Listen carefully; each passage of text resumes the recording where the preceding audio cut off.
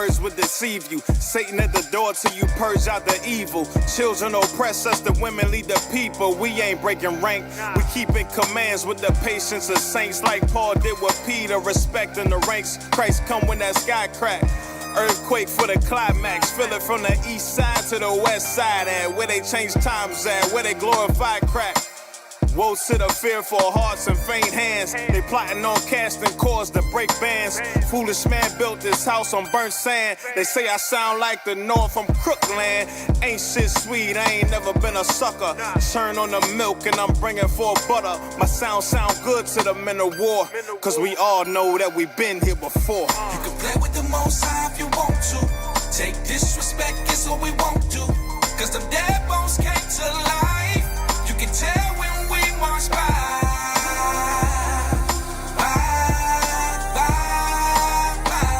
Cause them dead bones came to life.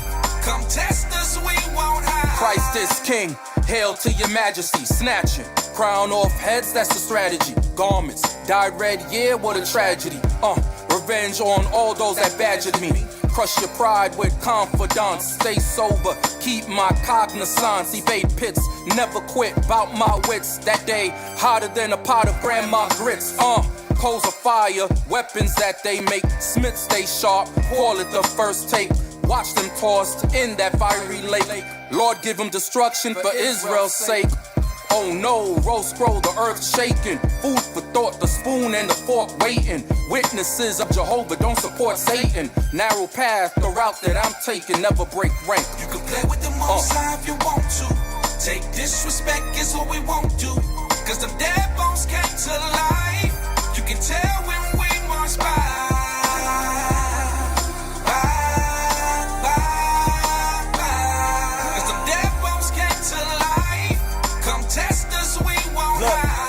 Precious stones, God's sons bring the fire on. No Johnny Storm, Elijah's rained down to Babylon. Scorching Edom, phenoms, we bent. Firstborn, prince with the power, telling all heathens. Bow down, we loud now. Lifting trumpets for the sound, how? All with the banner, bringing the hammer. Nail loose screws, approaching camp without manners. His screws loose, we filled with the phantom. Overdose on the Holy Ghost, glutton for manna. Breath made us stand up, the living dead still serve necromancers. Work underhanded, them boots break. Foundation landed, seeds getting planted. We activating the ones off faith. No brakes, all gas. Never seen a star crash, check the forecast. It's the perfect storm. Professor X when the sword is drawn. Minds get cleansed, that water pure in form. Strength in arms, kept them ranked until the sun is born. You can play with the Most High if you want to. Take disrespect, is what we won't do. Cause them dead bones came to life. You can tell when we march by.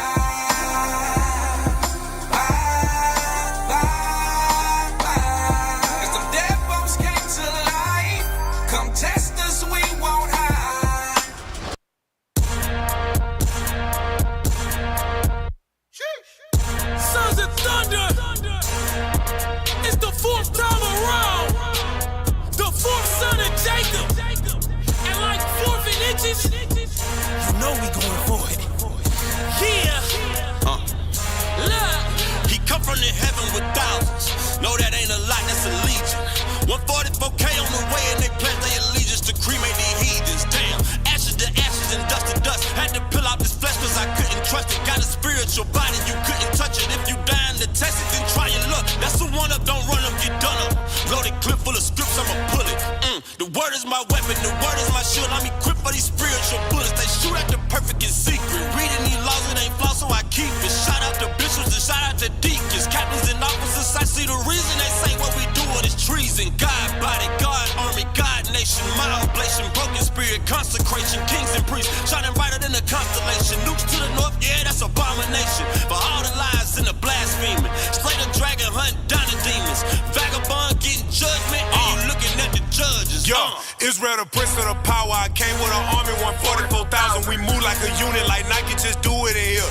Them lions come to devour, and no weapon form gon' prosper. And we in the building like lava. Shout out to Deacon K, tolerate treason. No me, casa su casa. Come to my city, better check in. Picked up my weight, get my sets in. We do not tolerate threats, man. Our angels activate, let's in. 5, 4, 3, 2, one and you're done. How you gonna see when he block out the sun? Where you gonna hide? How you gonna run? Come with a cavalry, striving for mastery, praying for vengeance, a holy catastrophe. Build up the kingdom, yeah, that is the strategy. Get it in blood. America gone in 60 minutes. Yeah, it is finished, no necromancy. Build up my walls, that's expansion. Roll with the sun, many matches. I pull up, we rollin', we deeper than deep. The angels invisible, watch how they creep. I know I'm elite, I know I'm the seed. I'm bought with a price, they want the receipts. I tell them the Bible is all that I need. I pull it, they leave, they make like a tree. No chosen, I know that you more like a beast. You rollin' with pride, but I roll with the meat. I don't need no naps, I don't need no sleep. Ain't sellin' no dope, but get changed on them streets. They conquer the west, I press to the east. Go pop with the Bible, extending my reach. Ain't toting no guns, but we got some range. Don't do it for dollars, we do it for change. Cut left from bleeding, the Bible to aid. They called it a murder, cause doctrine was slain. Unprecedented events. You are now flying. SOT. Dream team. Let's go. Fervent heat. Let's go. Ay, ay, ay, ay. Repeat after me. My G-O-D. He up top G. My presets be on repeat. Your past ain't messing with me. I'm a SOG. 12 up boy, we the elites. We gon' turn this shit upside down, make it hot. 144,000 degrees. I've been a prophet since birth. Angels sent back to the earth. My nation was sold, I know we the gold. Don't try me, boy, I know my worth. Like Adam came out of the dirt. Image of God, boy, I know that shit hurt. It's brick in the city, we still on the block and we putting in work. Purple and gold on my shirt. We never rest, we alert. Saturday, pull up to campus, don't ask boy on Sunday, we blessing the church. I'm about to murk all these scoffers. Nigga, shut up, you getting this verse. He play with the fire, it's ashes to ashes, he don't need a hearse. This is what the saints have been waiting for. The soundtrack to the end of the world. The symphony of destruction. If you're not ready, you better get ready. Let's go.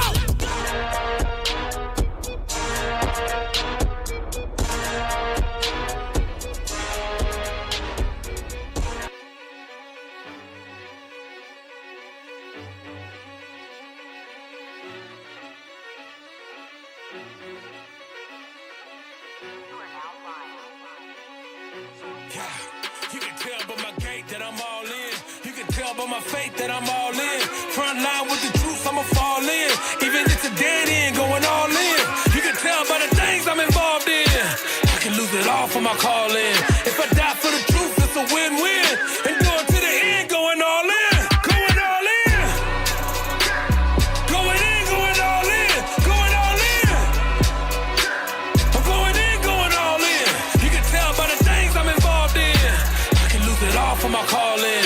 If I die for the truth, it's a win-win. And do it to the end, going all in. Going all in. Reality set in, no longer a babe in this truth, I'm his minister. This work that I put in, these hours I spend ain't enough, I'm his prisoner. Raised from the blood of the men that they sin, but found grace in the one that can pull us out. A true prophet never backs down. I lose it all and come back down. Ran with the best, I won't settle for minuscule. Lord showed us more than this physical. Lease unto life, so we fight what I might, and this mission is clear, more than literal. Seen a lot of men break from what I've been through.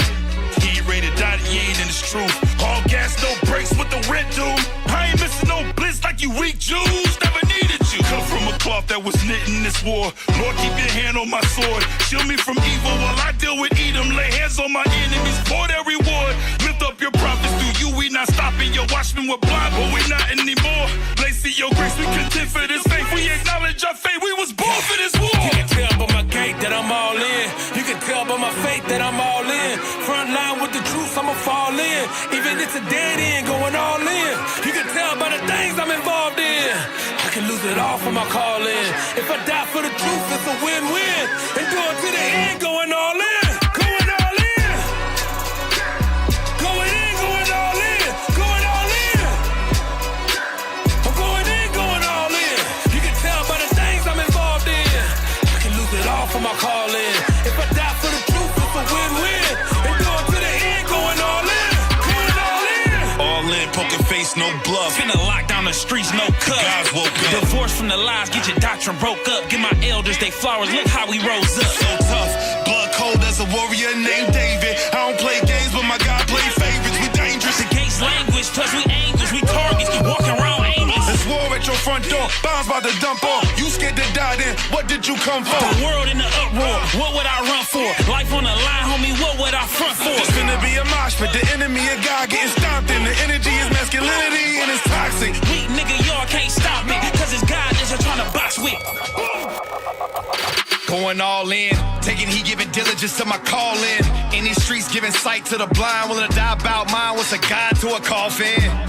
Cause precious in his sight on this path. Yeah, endurance is a plight, so I stand for this fight. Yeah, let me go. JT on the track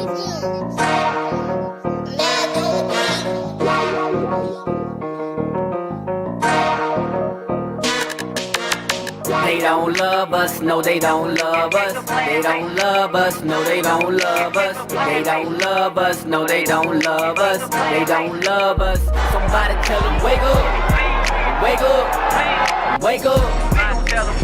Somebody tell them wake up, wake up, wake up. Somebody tell them wake up. Now the truth is out, better know it with no doubt. Zechariah 11:5, go and see what that's about. No, we ain't the same people and they don't treat us equal. How many times we gotta see the same? Shalom, Most High Christ bless. Welcome to another edition of Escaping the Plantation 2.0. I'm your host, Captain Alive. To my right, Officer Issachar. To my left, Officer Michelle. To my far right, Officer Menahem. And to my far left, Officer John. Officer John in the building. All praise to the Most High. We are the Escaping the Plantation 2.0 crew here to bring you some fire.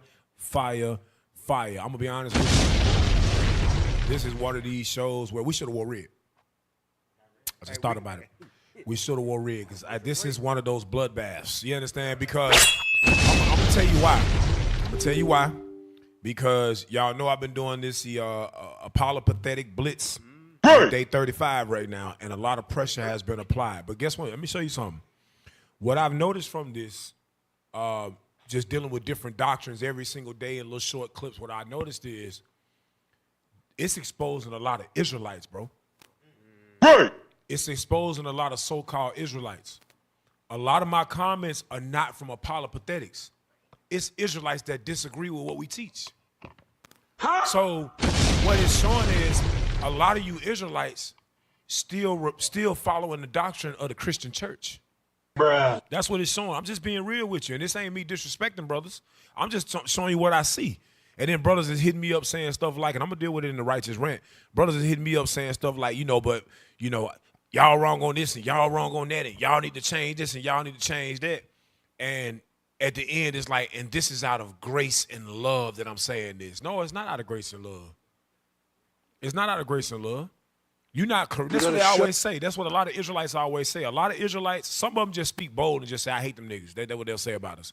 But some Israelites are very subtle. They'll come and say, hey, this out of love, bro. You think y'all want to change y'all doctrine? We ain't changing nothing for you. Right. Just because you getting confounded by the Christian church and can't explain what they be bringing forth, don't try to project how you getting your ass confounded on us. Right. Brother gonna write me and say, yeah, them apologetics be embarrassing you. Not embarrassing me, but somebody embarrassing the Israelite movement. Bruh. You ain't you seeing some of them other camps go and battle apologetics online. We don't battle nobody. We teach. Right. You know what I'm saying? Y'all won't never debate nobody. Y'all, it's Israelites telling me they want me and the brothers, us, IUIC, they want to see us debating apologetic. It sounds like you on the fence, like you really don't believe what you believe. You're seeing Israelites become more and more like the Christian church. The spirit and the vehemency that they once had to teach this truth with all authority and all rebuke is now starting to slip away. The Bible prophesied that was going to happen. In Matthew the 24th chapter, it said, many shall be offended, and many false prophets shall arise, and because iniquity shall abound, the love of many shall wax cold. So now you're seeing a lot of Israelites switch their doctrine up. Just stay over there. Matter of fact, sit on the sideline and let the big dogs go in there and win this war. Right. Because some of y'all ain't ready for it. It is what it is. So what we going over today? Esau. Rome, and America. Do Edomites still exist? Do Edomites still exist? You know, there's a huge controversy over who Esau is. And I understand why. Because the Bible prophesied no good thing for the Edomites. So if you're an Edomite, it is your job, your life goal, to make sure everybody know that you're not an Edomite. Because if you are, it ain't nobody gonna listen to you. Everybody gonna say, look, God don't say he gonna destroy your ass. It is what it is. So you gotta put out propaganda. You gotta put out different breakdowns and doctrines to try to prove that you're not the people that God says you are. Just embrace who you are. Your time is short. Just embrace it. You know? So it's gonna go down today. It's gonna go down today. We're gonna prove that Esau is still here and his judgment is still pending. Right? But before we do that, read that first script for me. The book of Psalms, chapter 71, verse 2. Deliver me in thy righteousness, and cause me to escape. Incline thine ear unto me, and save me. So we ask the Lord to deliver us in his righteousness and cause us to escape. Escape what? The plantation, brothers and sisters. That's what we own. That's where we be. So we ask the Lord to deliver us in his righteousness and cause us to escape. Incline his ear unto us and save us. All right? Out of the hands of the Edomites. There you go, because they're still here. And we're going to deal with that today. Now, give me that disclaimer. Before we do that, give me the righteous rant of the day.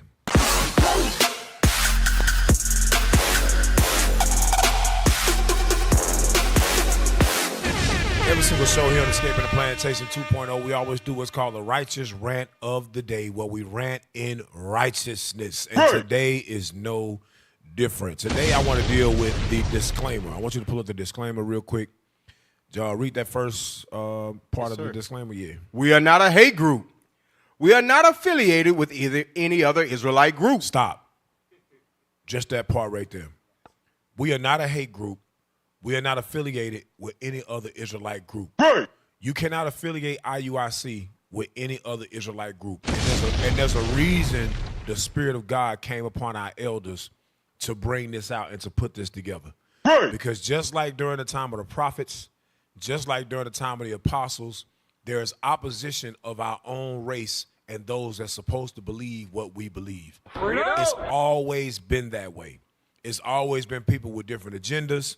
It's always been people with different doctrines, different thoughts, and a lot of times it comes and stems from their desires. Give me that in 2 Timothy 4, verse 3. A lot of people, they hold to different doctrines because it fits their lifestyle and their desires. And if they hear anything that's contrary to that, that will cause a ripple effect between them, their family, their wives, their children, whatever the case may be, where they have to change now, and now they're looked at as being wrong. A lot of men, especially men, are not willing to humble down. Read that for me. The book of 2 Timothy, chapter 4, and verse 3. Let's go. For the time will come when they will not endure sound doctrine. The time is going to come when they will not endure sound doctrine. What's the doctrine? You give me that for real quick. Give me Proverbs 4 and 2. The book of Proverbs, chapter 4 and verse 2. For I give you good doctrine, forsake you not my law. Right. The Bible says, I give you good doctrine, forsake you not my law. Forsake you not my law. Go back to verse 3 of 2 Timothy 4. 2 Timothy chapter 4, verse 3. For the time will come when they will not endure sound doctrine. There's going to come a time where people are not going to want to hear the commandments. They're going to want to try to find a reason to not keep the commandments. Fringes are going to turn into four corners. Then it's going to turn to no fringes at all. You even got some Israelite groups that some of them wear the fringes all the way around. Some of them wear them in the four corners. Some of them don't wear them at all. Some of them put them on a bandana and wrap it around their head and got it hanging out the back. Some people, but they all together though. But when IUIC, you'll never see us like that. We barely even wear the different shirt. If a brother pull up with just a shirt with the little logo, we like, hey, bro, what you doing, man? We all got the big logo, man. Hey, go get that man a shirt. We all got to look the same. What's wrong with you? You understand? We unified. But a lot of these brothers, they're not doing that.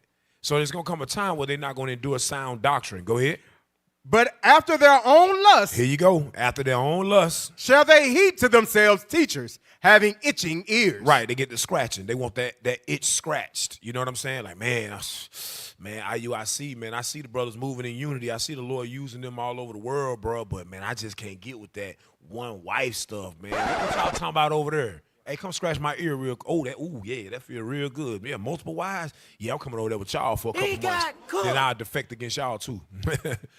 I'll come over there with y'all for a couple years, until we get into it. Because you try to sleep with one of my wives, you know what I'm saying? And then, we'll break off from y'all and we'll start something else. And we'll just keep multiplying camps until we all just lose the spirit and just nobody wants to teach anymore. So that's what's going to happen. So it says, and they shall turn away their ears. Read that part again. But after their own lust. Yes, sir. But after their own lust shall they heap to themselves teachers having itching ears. Go ahead. And they shall turn away their ears from the truth. Read. And shall be turned unto fables. Right. It shall be turned unto fables. Lies. Titus 1:15. Titus 1:15. So you got Israelite brothers that like, man, we should all come together. There's a lot of new brothers. We had a brother come up to camp a couple weeks ago, like, man, why don't y'all just come together with the other Israelite camps? And we like, bro, you how long you been in truth? He like, a couple months. I said, yeah, you got a lot to learn. You understand? You don't know a lot of history. You don't know a lot. You don't understand the Bible. All right? They never all was together. You understand what I'm saying? We ain't been all together since the wilderness. We came out the wilderness, we had different sex. When we came into the wilderness, came out of the wilderness and into the land, Moses set up order, Joshua upheld the order, and even within that, you had Israelites that had a problem. You had Achan had to get his ass put to death. Korah, Dathan, and Abiram wanted to separate themselves. It was always like that because these black people we talking about. But the righteous gonna always stand with the leadership that the Lord set up that obviously God is using. Right. Titus 1:15. The book of Titus, chapter 1 and verse 15. Start at 14. Verse 14. Not giving heed to Jewish fables. See that? Remember he said they're going to be turned to fables? Now they give heed to Jewish fables. Go ahead. And commandments of men that turn from the truth. Right. The dark moon is a Jewish fable. Right. I know our elders kept the dark moon in the past, but the Lord sent the Holy Spirit and said, no, go back and re-examine that. When I made the moon, it was full. So a new moon is a full moon. I got people in my comments, y'all had a whole bunch of people leave y'all when the new moon doctrine came out. And what they doing now? Because you don't know them by their fruits. We kept on going. Right. We still here. We still moving. New Moon came out in 2016. That was almost 10 years ago. And everybody's still moving. Everybody that was here, still progressing. But everybody that said, I'm defecting, I'm leaving, I'm going to go do my own thing. Where they at now?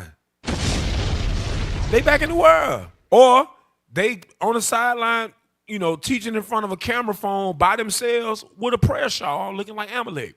Right. That they only wear on the day that they teach. Every other day, they nigga coon every other day.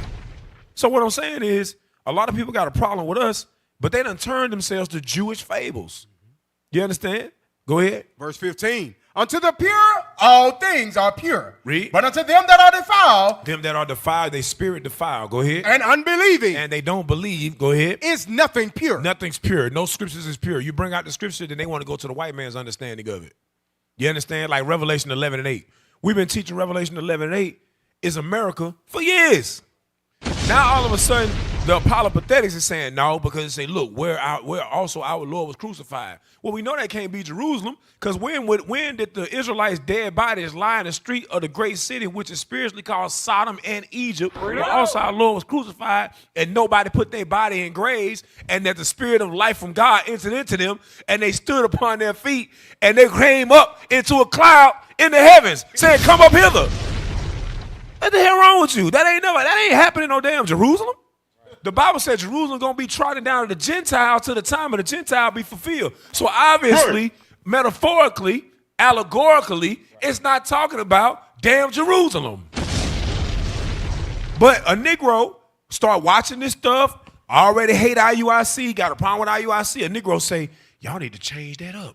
Y'all embarrassing us because, oh my God, the white man says, Jerusalem, where our Lord was also crucified, that's Jerusalem. They don't know what the hell to do.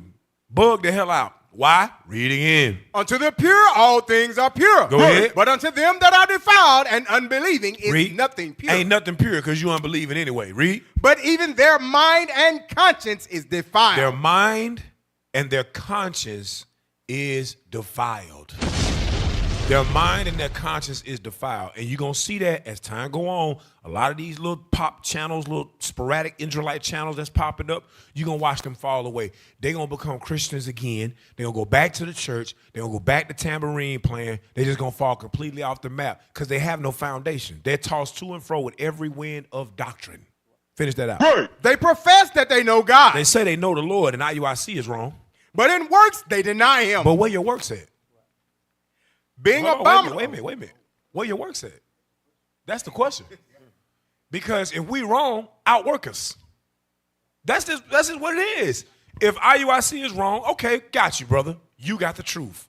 Now go build something. That's the solution. These men wrong. I'm tired of what IUIC teaching. They're wrong in what they're teaching. Okay, well, outwork them and build your own. To show everybody God dealing with you. It's that easy. That's what Moses did. That's what Joshua did. That's what David did.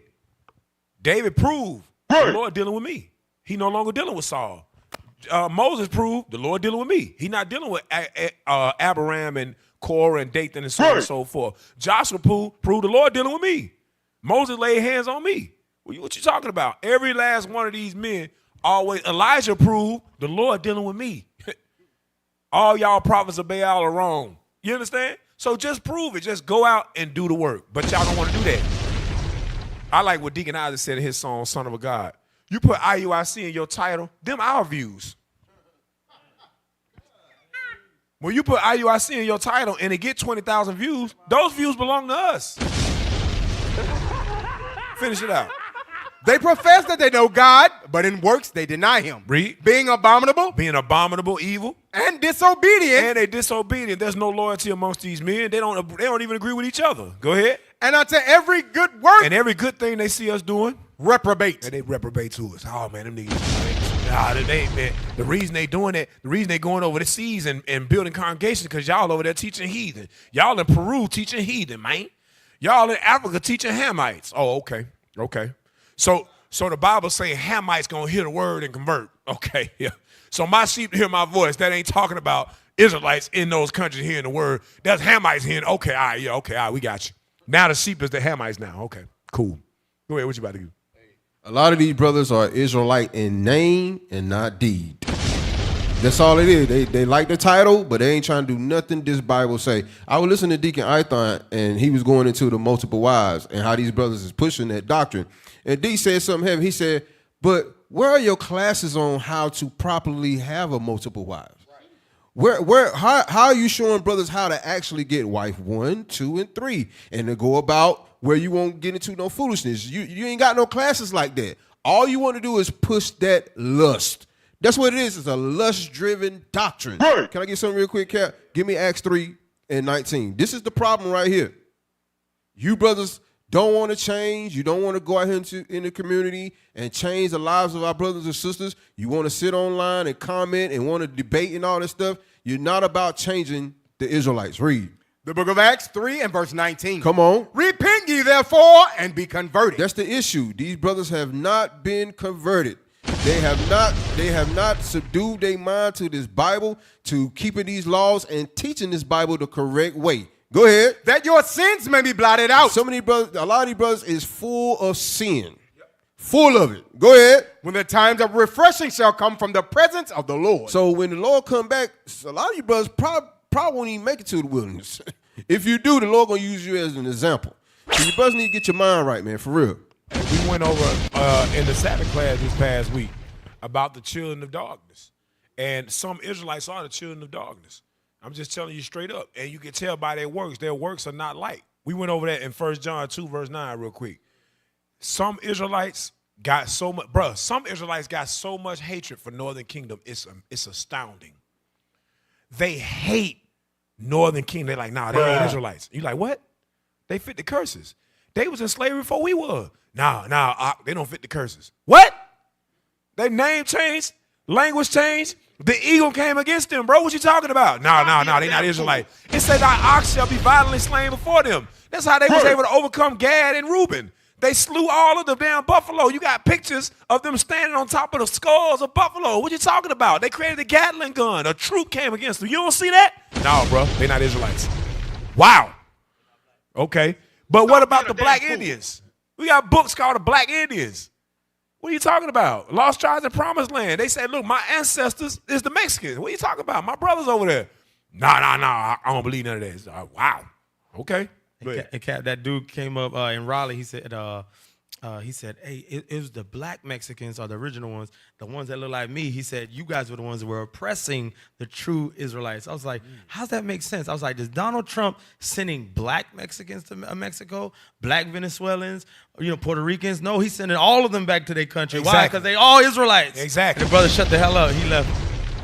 Right. Our people don't know the Bible. For real. Read that for me. The book of 1 John 2 and verse 9. He that saith he is in the light. He that say I'm in the light, I walk in the truth. I'm in the truth. I roll in the truth. Go ahead. And hateth his brother is in darkness even until now. The Lord said you have not yet entered into the light. You're in darkness. Why? Because you got hatred for your brother. And it's a hatred that you know is there, but you'll deceptively say, I ain't got no hatred for them brothers. This is correction. This is love. Correction from a baby. You 2 years in the truth. How you gonna correct a 35-year-old, 40-year-old in the truth? I'm talking about in years and in longevity and in works and in trials and in tribulations and in honor and in glory. How you gonna correct somebody and you just learned that you was an Israelite? The best thing to do is sit your young ass down and shut the hell up like a real child. Today. My 2-year-old child know not to speak against their daddy. Like, man, sit down over there. What are you talking about? Well, that's like my daughter coming in and say, look, we need to pay the bill. What? Sit your ass. You know what I'm saying? What you talking about? Hey, watch out. You know what I'm saying? You were swimming in me 2 years ago. Be quiet. Ain't wrong with you. It's the same thing in this truth. You don't even know you was an Israelite 2 years ago. You were celebrating Christmas. The jaws of Holly. La, la, la, la. That was you 2 years ago. Now 2 years later, I want to talk to Bishop Nathaniel. Man, sit down somewhere.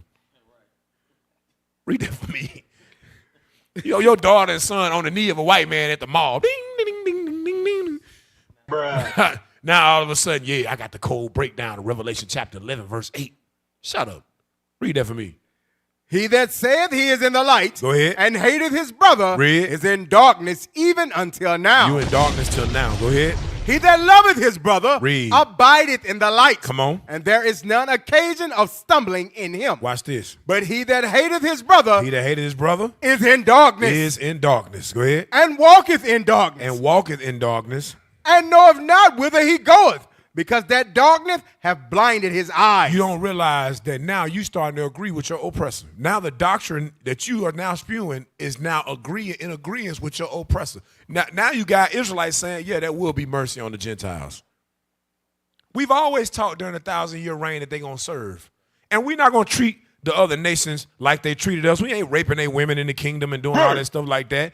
But if they get out of line and say, I ain't coming up to keep the Feast of Tabernacles, or if they get out of line and say, I ain't keeping them commandments, we're going to break them with a rod of iron like the Bible says.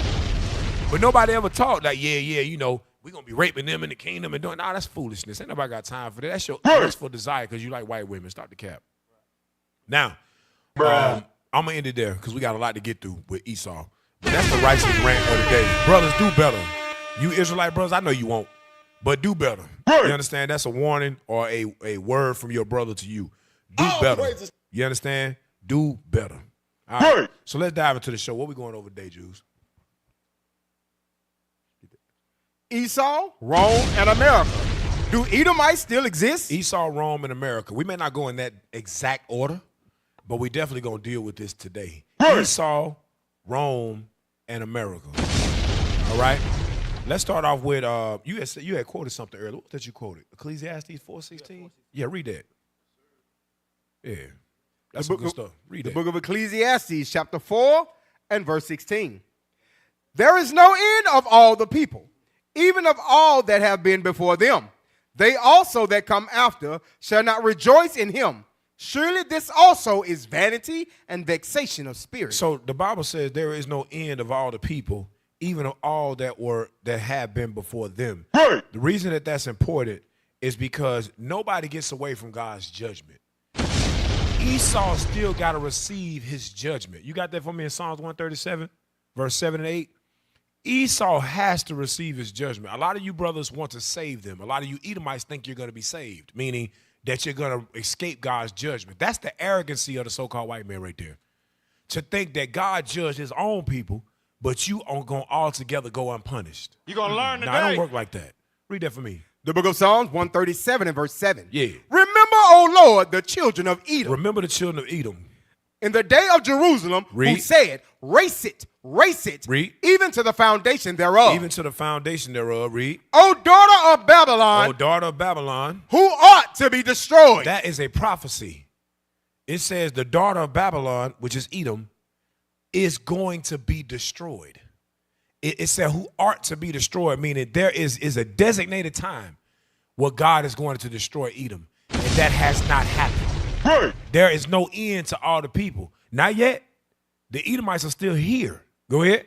Happy shall he be that rewarded thee as thou hast served us. Right. Happy shall he be that have rewarded thee as thou hast rewarded us. Right? So give me the one you had quoted earlier when we was on the phone, Exodus 17 yes, regarding Amalek. So the Bible says that there is no end to the Edomites. They still here. Stop the cap. Stop the lies. Stop the trying to cover God's way. This I told you. To those that are pure, all things are pure. But those that's defiled, nothing is pure. Read that for me. The book of Exodus, chapter 17 and verse 16. Yeah. For he said, because the Lord hath sworn that the Lord will have war with Amalek from generation to generation. Wait a minute. Hold up. There are no more Edomites. There are no more Amalekites, Officer John. For he said, because the Lord hath sworn that the Lord will have war with Amalek from generation to generation. The Lord said he going to have war with Amalek from generation to generation. Meaning all the way into the end, the Lord is going to have war with Amalek. Message. Amalek is not destroyed. Amalek has not been consumed. I saw that earlier. I dealt with it on my TikTok and on my Instagram. Edomites went to Josephus and said, see, John Hyrcanus, during the time of the Maccabean revolt, he forced Amalek to convert to Judaism. Now they have been emerged or grafted in to the Israelites. Therefore, they're no longer Edomites. That makes no sense. Because you took on a religion, your bloodline changed, your DNA changed. See, that's Esau trying to hide himself. But we're going to show you, it don't even matter. We ain't even got to deal with Amalek. We can show you Greece was the Edomites and Rome. Greece and Rome.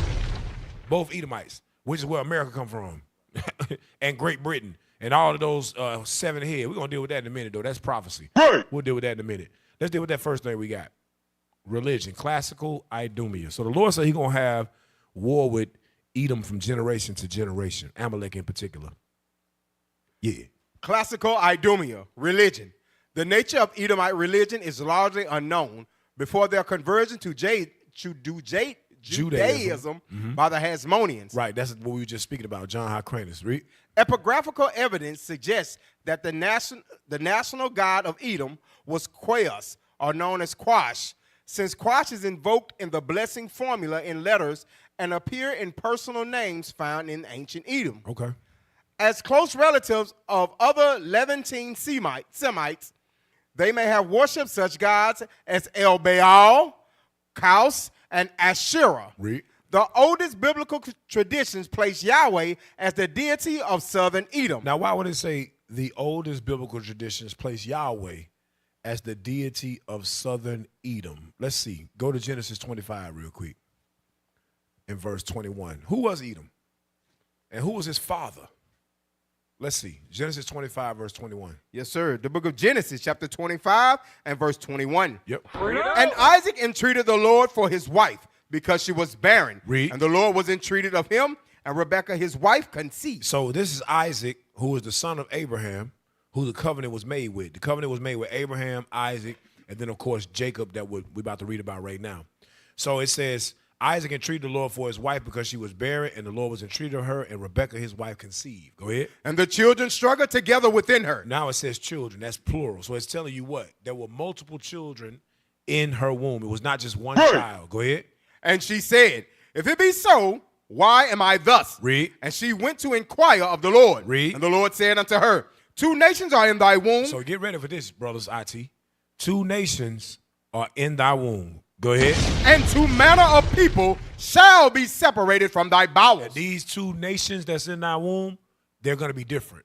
2 manners of people shall be separated from thy bowels. They will not be the same. They will be different from one another in look and in spirit. Go ahead. And the one people shall be stronger than the other people. Go ahead. And the elder shall serve the younger. The prophecy said the elder, meaning the first child that comes out, is going to serve that second child of the twins that comes out. Read. And when her days to be delivered were fulfilled, behold, there were twins in her womb. Go ahead. And the first came out red all over like an hairy garment. Read. And they called his name Esau. And they call his name what? Esau. Which means wasted away is he. Now give me the, you got images of that? Show me the images for those that may not know or may not have ever seen. This is their first time ever stumbling upon an Israelite class or ever hearing this doctrine ever in their life. And they want to know who Esau is and this whole transaction. Go back to you got the images real quick of how it looked in the womb and what happened when they were born. Say it again. Oh, man, y'all supposed to have them loaded up. When I said I was going over Esau, Edom, I gave a lie. You supposed to already have the images. The hell? So Esau came out red all over like a hairy garment. The first child was red, meaning you could see his blood showing forth through his skin. He did not have melanin like us, most of us, where if we were to get angry, you would not be able to see the blood coming through our skin because of our darker complexion. He didn't have that, okay? Like this right here. This is a biblical understanding of Jacob and Esau. Matter of fact, there's an old movie. I forgot the name of the movie. There's a movie that shows Esau and Jacob. And the author or the director got it perfectly, showing Esau as being red and hairy. So this is Jacob and Esau. This is the beginning of two nations. Don't give me that. They had the same mom and daddy. Pause it right there. This is a Nigerian couple, same mom and daddy. Look at their children. Look at their children. One dark skin, these are twins. One dark skin, one light skin. You can see his pigmentation through his skin. All right, you can see his blood flowing forth through his skin. So Esau is red all over like in a hairy garment. This child was different, so significant that the Lord commanded Moses to make sure that he showed the significance in his different complexion. All right, go ahead.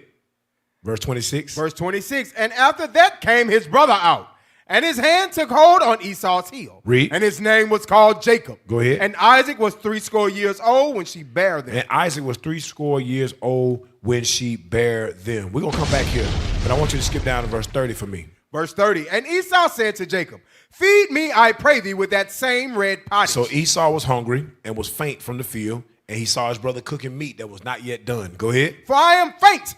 Therefore was his name called Edom. Watch this. And Jacob said, sell me this day thy birthright. Read. And Esau said, behold, I am at the point to die. I'm about to die anyway. Go ahead. And what profit shall this birthright do to me? It ain't going to do nothing to me if I'm dead. Go ahead. And Jacob said, swear to me this day. And he swore to him, and he sold his birthright unto Jacob. Read. Then Jacob gave Esau bread and pottage of lentils. Read. And he did eat and drink, and rose up and went his way. Thus Esau despised his birthright. When it said Esau, remember, the birthright was the blessing that was given to the firstborn child by the father, that was passed down from the father to the child. Jacob is now the rightful owner of that birthright. Now Esau hate the birthright. That's why I say at the beginning, you can see where Edomites were serving Yahweh. But then something happened. They started to serve other gods, idols, things of that nature, because he was rejected of his birthright. Let's go to chapter 27 real quick. I'm just setting things up. Chapter 27, verse 38. Genesis chapter 27 and verse 38. Yep. And Esau said unto his father, hast thou but one blessing, my father? Bless me, even me also, O my father. Go ahead. And Esau lifted up his voice and wept. He started crying. Read. And Isaac his father answered and said unto him, behold, thy dwelling shall be the fatness of the earth, and of the dew of heaven from above. Right, so he told Esau, this is going to be your blessing. You're going to receive the fatness of the earth and the dew of heaven from above. Meaning what? Everywhere on this earth, you're going to find Edomites. All the beautiful places like Greece, a lot of these Caribbean islands, certain parts of Europe are very nice. Turkey, Africa, Solomon Islands, Papua New Guinea, Peru, you understand, the South America. It's going to be some Tijuana, Mexico, Cozumel, Mexico. You see some beautiful, you're like, damn. Madagascar, we saw Edomites in Madagascar living up in the mountains in nice mansions. And everywhere you go, you see the so-called white man. He's got his influence pretty much everywhere, as the Bible said he would. This is what the Bible is talking about. He going to be as the dew of heaven. Wherever the rain falls, you're going to see white people. Esau Edom. Go ahead. The red man. Read. And by thy sword shalt thou live. And the Lord is telling you that's how he got these lands. That's how he conquered these lands, right? That's how he was able to live in these lands, through his sword. Go ahead. And shalt serve thy brother, and it shall come to pass, when thou shalt have the dominion, that thou shalt break his yoke from off thy neck. Read. And Esau hated Jacob because of the blessing wherewith his father blessed him. Go ahead. And Esau said in his heart, the days of mourning for my father are at hand. Then will I slay my brother Jacob. Right, so now he hate his brother who got the birthright, and he hate the God that gave it to him. So now he no longer serves Yahweh. When he was young, he's following Yahweh. He's following which Yahweh, right? The Lord God of his father, circumcision and all that. But as he got older and he realized the birthright wasn't his, not only did he despise his brother Jacob, he despised God as well. That's why when you get, we're not going to get there right now, but when you get to Psalm, the 83rd chapter, it tell you Esau is the #1 enemy of God. That's why God said he ought to be destroyed. So now in the last days, what you think Esau gonna do? Knowing that information, that ancient information, and knowing that we waking up to it, he gonna disguise himself as not being Esau. Now give me Psalms 49 verse 11. I'm gonna show you something.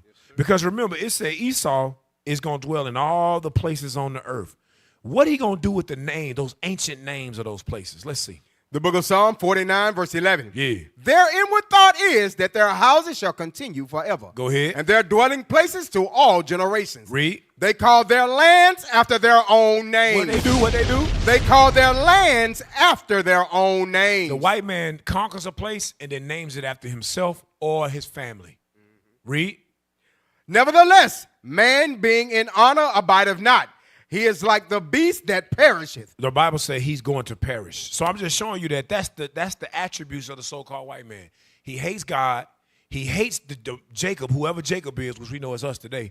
He hates us, and he hates the fact that he don't have a birthright that was given to him by his father, Isaac. Right. So now he despises us for having the birthright. He despised the God that gave us the birthright, and he takes lands, the dew of heaven, which is his blessings, with the sword, and he gives those lands different names.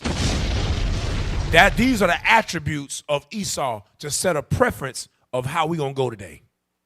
Now go back to the other book. I had another book that was next called The Rise of Christendom.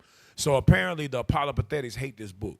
They say, yeah, you can't use that book because on page 197 they say it is, and on page 298. We don't buy books because the whole book. We buy the books that go with the Bible. We buy the book, and it may be one page in a 700-page book that prove that Esau is the white man. We say, yo, buy that, baby. Go get that off Amazon. Because the Bible say he's so-called white man. We're looking for the books that go with the Bible. If the books say something different from the Bible, we don't need it. I don't give a damn what else in the damn book. I only care about the part that say what we know the Bible says.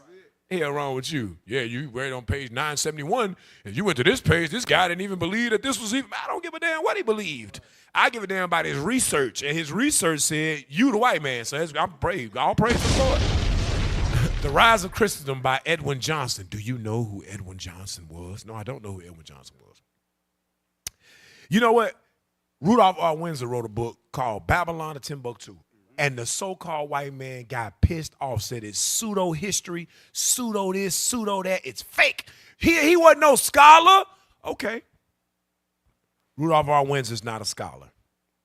What about the people he cited his sources from? Are they scholars? Oh, so they're not scholars either then. Oh, okay. So now anybody that proves the truth of what the Bible says regarding you, they're not a scholar. Oh, okay. What if they were white like you?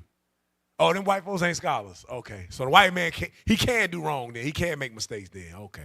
I tell you, these folks, they spiraling out of control. It's getting bad for them, Jew. Hey, see, the problem is, Cap, the issue they have is now the Israelites are reading the Bible. Uh-oh. That's the issue. The Bible has been here for years. But see, Dick, I have to always say, two main things y'all messed up on, that nuclear bomb and teaching us how to read. Now we're reading the Bible, and we're bringing out these prophecies, and we're giving the correct understanding. Everybody's in an uproar. Right. It don't mean that. That book don't mean that. Y'all a trip, man. Now the Bible wrong, y'all. It's wrong. So The Rise of Christendom by a man named Edwin Johnson, who I don't know. In 1890, he wrote this, apparently. Now go inside the book. Let's read this. Yes, sir. In the land of Rome and the Maghreb was a great empire, that of Ionians. Or Greeks. King Philip was a descendant of Esau. Whoa. King Philip was a descendant of Esau.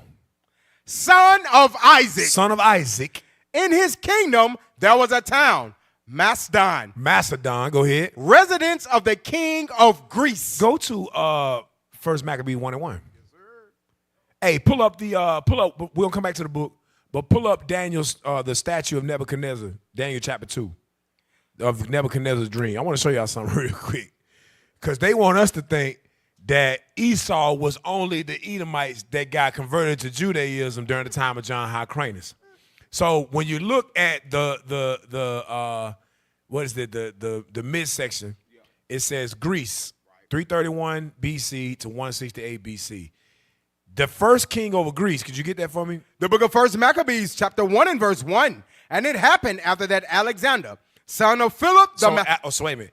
Alexander, the son of Philip, go ahead. The Macedonian. Who came out of the land of Shittim, had smitten Darius, king of the Persians and Medes, that he reigned in his stead the first over Greece. He reigned in his stead the first over Greece. So after the Persians, you had the Greeks. The Greeks were Edomites, brothers and sisters. Right. Well, are Edomites, brothers and sisters. John Hyrcanus did not convert the entire race of Esau. It's only a sect of Edomites that he forced to convert to Judaism. It was not all Esau. Because you think the Greek Empire was only in Idumea? No. The Greek Empire was in Syria, was in Mesopotamia, Iran, Iraq as we know it today, Turkey, all the way over to Europe. He had 4 generals he set up: Lysimachus, Cassander, Seleucus, and Ptolemy. Ptolemy was in Egypt. You think the Greek Empire was just in Idumea? Yeah, John Hyrcanus went to Egypt and converted them. Then he went to Syria and converted them. No! That was only a certain section of Edomites that were converted. You're done. The house of Esau is still around, my brother. Hey, what they say now? You're cooked. They get so mad. Now go to Esther 16 and 10. He got cooked. Go to Esther 16 real quick. This is too easy for us, y'all. Right.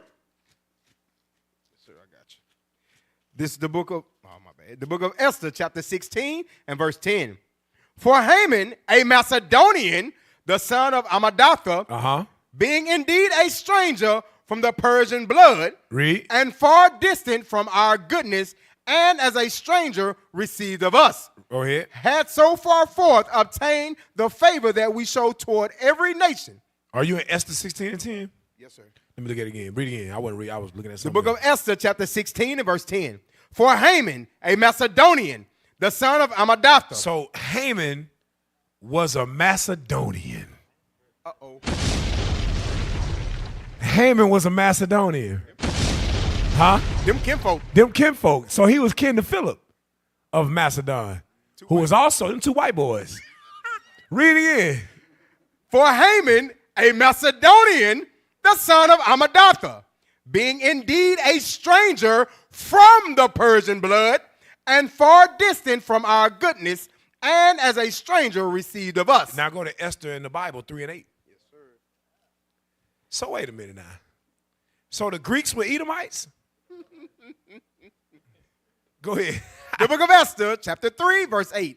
And Haman said unto King Ahasuerus, there is a certain people scattered abroad. Skip down to verse 10. Yes, sir. Verse 10. And the king took his ring from his hand and gave it unto Haman, the son of Amadatha, the Agagite. The what? The Agagite. The Agagite, go ahead. The Jews' enemy. The enemy of the Jews. Why? Because he still got that hatred from his forefather Esau. But watch this. 1 Samuel 15 and 1. It said the Agagite. Who the hell is an Agagite? What the hell that is? The book of 1 Samuel. See, the Bible explains it. Chapter 15 and verse 1. Go ahead. Samuel also said unto Saul, the Lord sent me to anoint thee to be king over his people, over Israel. Come on. Now therefore hearken thou unto the voice of the words of the Lord. Thus saith the Lord of hosts, I remember that which Amalek did to Israel. Mm-hmm. how he laid a wait for him in the way when he came up from Egypt. Right. Now go and smite Amalek and utterly destroy all that they have, and spare them not, but slay both man and woman, infant and suckling, Read. ox and sheep, Go ahead. camel and ass. So Amalek, he gave the order to utterly slay them. But it wasn't all the Amalekites, because how the hell is Ammon still here, and then Philip still here, and then Alexander still here, and all the Greek Empire that came after them? How the hell they still here if he did that at that time? He didn't do it. Verse 8. Verse 8. And he took Agag, the king of the Amalekites, alive. Whoa. Who was Agag? King of the Amalekites. Genesis 36. Verse 10. This is beautiful. Oh, God, that's why you got to love the Bible. The book of Genesis. God be true and every man a lie. Right. Go ahead. The book of Genesis, chapter 36 and verse 10. These are the name of Esau's sons. Eliphaz, the son of Adah, the wife of Esau. Reuel, the son of Bashemoth. Damn, Reuel. Damn, go ahead. The wife of Esau. Let's get down to verse 12. Verse 12. And Timor was concubine to Eliphaz, Esau's son. And she bare Eliphaz Amalek. So Amalek was the grandson of Esau. Come on. Amalek was the grandson of Esau. Agag, the king of the Amalekites, which was a descendant of Amalek, which was a descendant of Esau. Ammon was a descendant of Agag, who was a descendant of the Amalekites, who was a descendant of Esau. Philip, the Macedonian, was Amalek, who was a descendant of Agag, his ancestry, who was a descendant of Esau from Amalek. So the Greeks were white people. The Greeks were Edomites. Right. And not only the Greeks. No, it didn't just end with Greece, because they would say Esau done away. Esau was consumed. They're now a part of the Jews, just roaming around, and they're no longer considered Edomites. The house of Edomites, the house of Esau is no more. Oh, okay. Go back to the next book real quick. We'll go back to where we was at. So we saw where Philip was a Macedonian. He was the kings of Greece. Go to the next one. Next image. Here we go. Philip paid tribute to Dara, like the other kings. But when Dara the younger succeeded, he was attacked and slain by Alexander, reputed son of Philip. So Alexander was an Edomite too, of Amalek. Go ahead to the next one. The chronology of ancient nations. Okay, they're going to find something wrong with this author too, but I don't give a damn. I just want the page that confirms what we know. Go inside, zoom down to the bottom. That Alexander was the son of Philip is a fact too evident to be concealed. Come on, y'all. Y'all got to get it all the way on the screen. Here we go. His pedigree is stated by the most celebrated genealogists in this way. How is it? Philip. Okay. Hermes. Okay. Come on. Meton. Rome. Okay. Yunnan. Japheth. Rumiah. Byzantium. Theophil. Rome. Alasafar. Eliphaz. Esau. Isaac. Abraham. Damn. So we know for a fact that the Greeks were Edomites. That's what we know. And not only the Greeks, we're going to get, as we continue to go, we're going to show you. Keep going. Go to the next book. The Rise of Christendom again. I told you, I only want the pages that show the Bible is real. Read that. Yes, sir. There is the curious notice of R. Benjamin of Tudela, which describes rabbins as forming part of the suite of the Pope, the head of the Edomites. The Pope is the head of the Edomites. The Pope is in Rome. He's Italian. Go to the next one. Say again. Right, we should have wore red. You're right, we should have wore red. It's a bloodbath today. Yes. Go ahead. Now, the medieval chroniclers say expressly that Edom means the Roman Empire. Go ahead. Or the European powers. So not only is Edom the Greeks, Edom is also the Romans. Go down to the bottom. Because they were saying, yeah, you shouldn't use this book. Oh, but can we use Benjamin of Tudela? Yes, sir. Can we use his source then? Is he now also no longer a source that can be used? Read that. One of the earliest is Benjamin of Tudela, circa 1160, who calls Rome the Edomite capital and the Pope the head of the Edomitish religion. Okay, wait a minute. I want you to read the part that says the Jews are not children of Ishmael right there. The Jews are not the children of Ishmael. We know that. They honor the younger son of Abraham. Okay. But both branches of the stock regard Esau, Edom, i.e. the Greeks and Romans, as elder brethren. So Ishmael and the Jews know that Esau, Edom is the Greeks and the Romans. So, Kat, Go ahead. that eliminates anybody who wants to say that Ishmael is today's Edom, because we hear that doctrine as well. Yes. In the same book. You can't hide this man, bro. You're not going to hide this man. Right. Now, I want to show y'all something real quick. Because Esau, right? Esau, Edom, okay. Go to Daniel chapter 2 real quick, verse 42 real quick. We've been going over Daniel 2 a lot lately. I'll pray the Most High. That's the spirit. Daniel 2:41. Watch this. The book of Daniel, chapter 2 and verse 41. And whereas thou sawest the feet and toes. No, go a little higher than that. Go for the verse 39. Go to verse, let me look at it. I ain't looking at it. I ain't had this written down. Go to verse 38. Verse 38. No, 39. Verse 39. And after thee shall arise another kingdom inferior to thee. Read. And another third kingdom of brass. The third kingdom is what we want to deal with. Because we know the second kingdom that's inferior to Babylon is Persia, Media. It's a dual kingdom. Go ahead. So now we got another kingdom that's the third kingdom. It's of brass. Read. Which shall bear rule over all the earth. Which shall bear rule over all the earth. That's Alexander the Greek. Go back to 1 Maccabees 1:1 real quick. Keep that on the screen. So this kingdom will bear rule over all the earth. Watch this. 1 Maccabees 1 verse 1. Yep. And it happened after that Alexander, the son of Philip the Macedonian, who came out of the land of Shittim, had smitten Darius, king of the Persians and Medes, that he reigned in his stead, the first over Greece. So that's Alexander. Go ahead. And made many wars. And won many strongholds. Read. And slew the kings of the earth. As the prophecy said he would. Go ahead.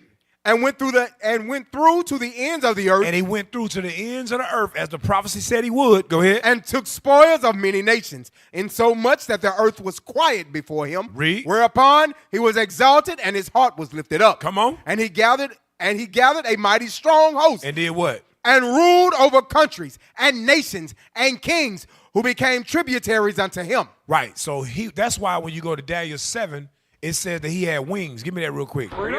Daniel chapter 7, what that is, verse 4? Yes, sir. The book of Daniel chapter 7 and verse 4. No, that's the first kingdom. Skip down to verse 6. Verse 6. Yep. After this I beheld, and lo, another like a leopard, which had upon the back of it 4 wings of a fowl. So this leopard, a leopard is an animal that moves fast, all right? Not only did he move fast, he conquered the earth in 12 years. He conquered the earth in 12 years, the fastest of any man. They say, yo, this dude right here is moving like a god on the earth. That's why he became exalted. God was with him. Why? Because the Bible says in Daniel chapter 2 that he would be that third kingdom of brass, right? So he had those wings on his back. He was a leopard. Go ahead. The beast had also 4 heads, and dominion was given to it. Go back to 1 Maccabees 1 real quick. Read verse 9 for me. 1 Maccabees 1, verse 9. Go ahead. And after his death, they all put crowns upon themselves. Read. So did their sons after them. Many years, and evils were multiplied in the earth. Matter of fact, read verse 6. Verse 6. Wherefore he called his servants, such as were honorable and had been brought up with him from his youth, and parted his kingdom among them while he was yet alive. Right, so he gave Lysimachus one, an area. He gave Cassander an area. He gave Seleucus an area, and then he gave Ptolemy an area. These are his 4 friends that he grew up with that he considered honorable, right? Verse, while he was yet alive. Verse 7. So Alexander reigned 12 years and then died. Right, so he conquered the whole earth in 12 years. Read. And his servants bear rule, every one in his place. And his servants bear rule, every one in his place. Go ahead. And after his death, they all put crowns upon themselves. Go ahead. So did their sons after them many years, and evils were multiplied in the earth. And evils were multiplied in the earth. But who were these people? They were Edomites. They were Edomites. Esau, Edom. So you think John Hyrcanus was able to take over their whole kingdom and convert all of them to Judaism? No, you're foolish. You're foolish.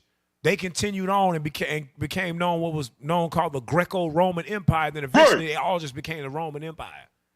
Everybody knows that. Even the scholars know that. Go back to the book, or to the sign, to the symbol, or the statue, excuse me. I know we've been using it a lot lately, y'all, but we can't never get enough of this. This is some of my favorite history. Right. It's 331 BC to 168 BC, and then, of course, Rome eventually took over. But what I'm showing you, brothers and sisters, is this. The Greeks are Edomites, okay? But the Romans are as well. And we're going to show you that through biblical prophecy. Daniel chapter 2 again. What was that, 42? Yes, sir. The book of Daniel, chapter 2 and verse 42. I just want to show you.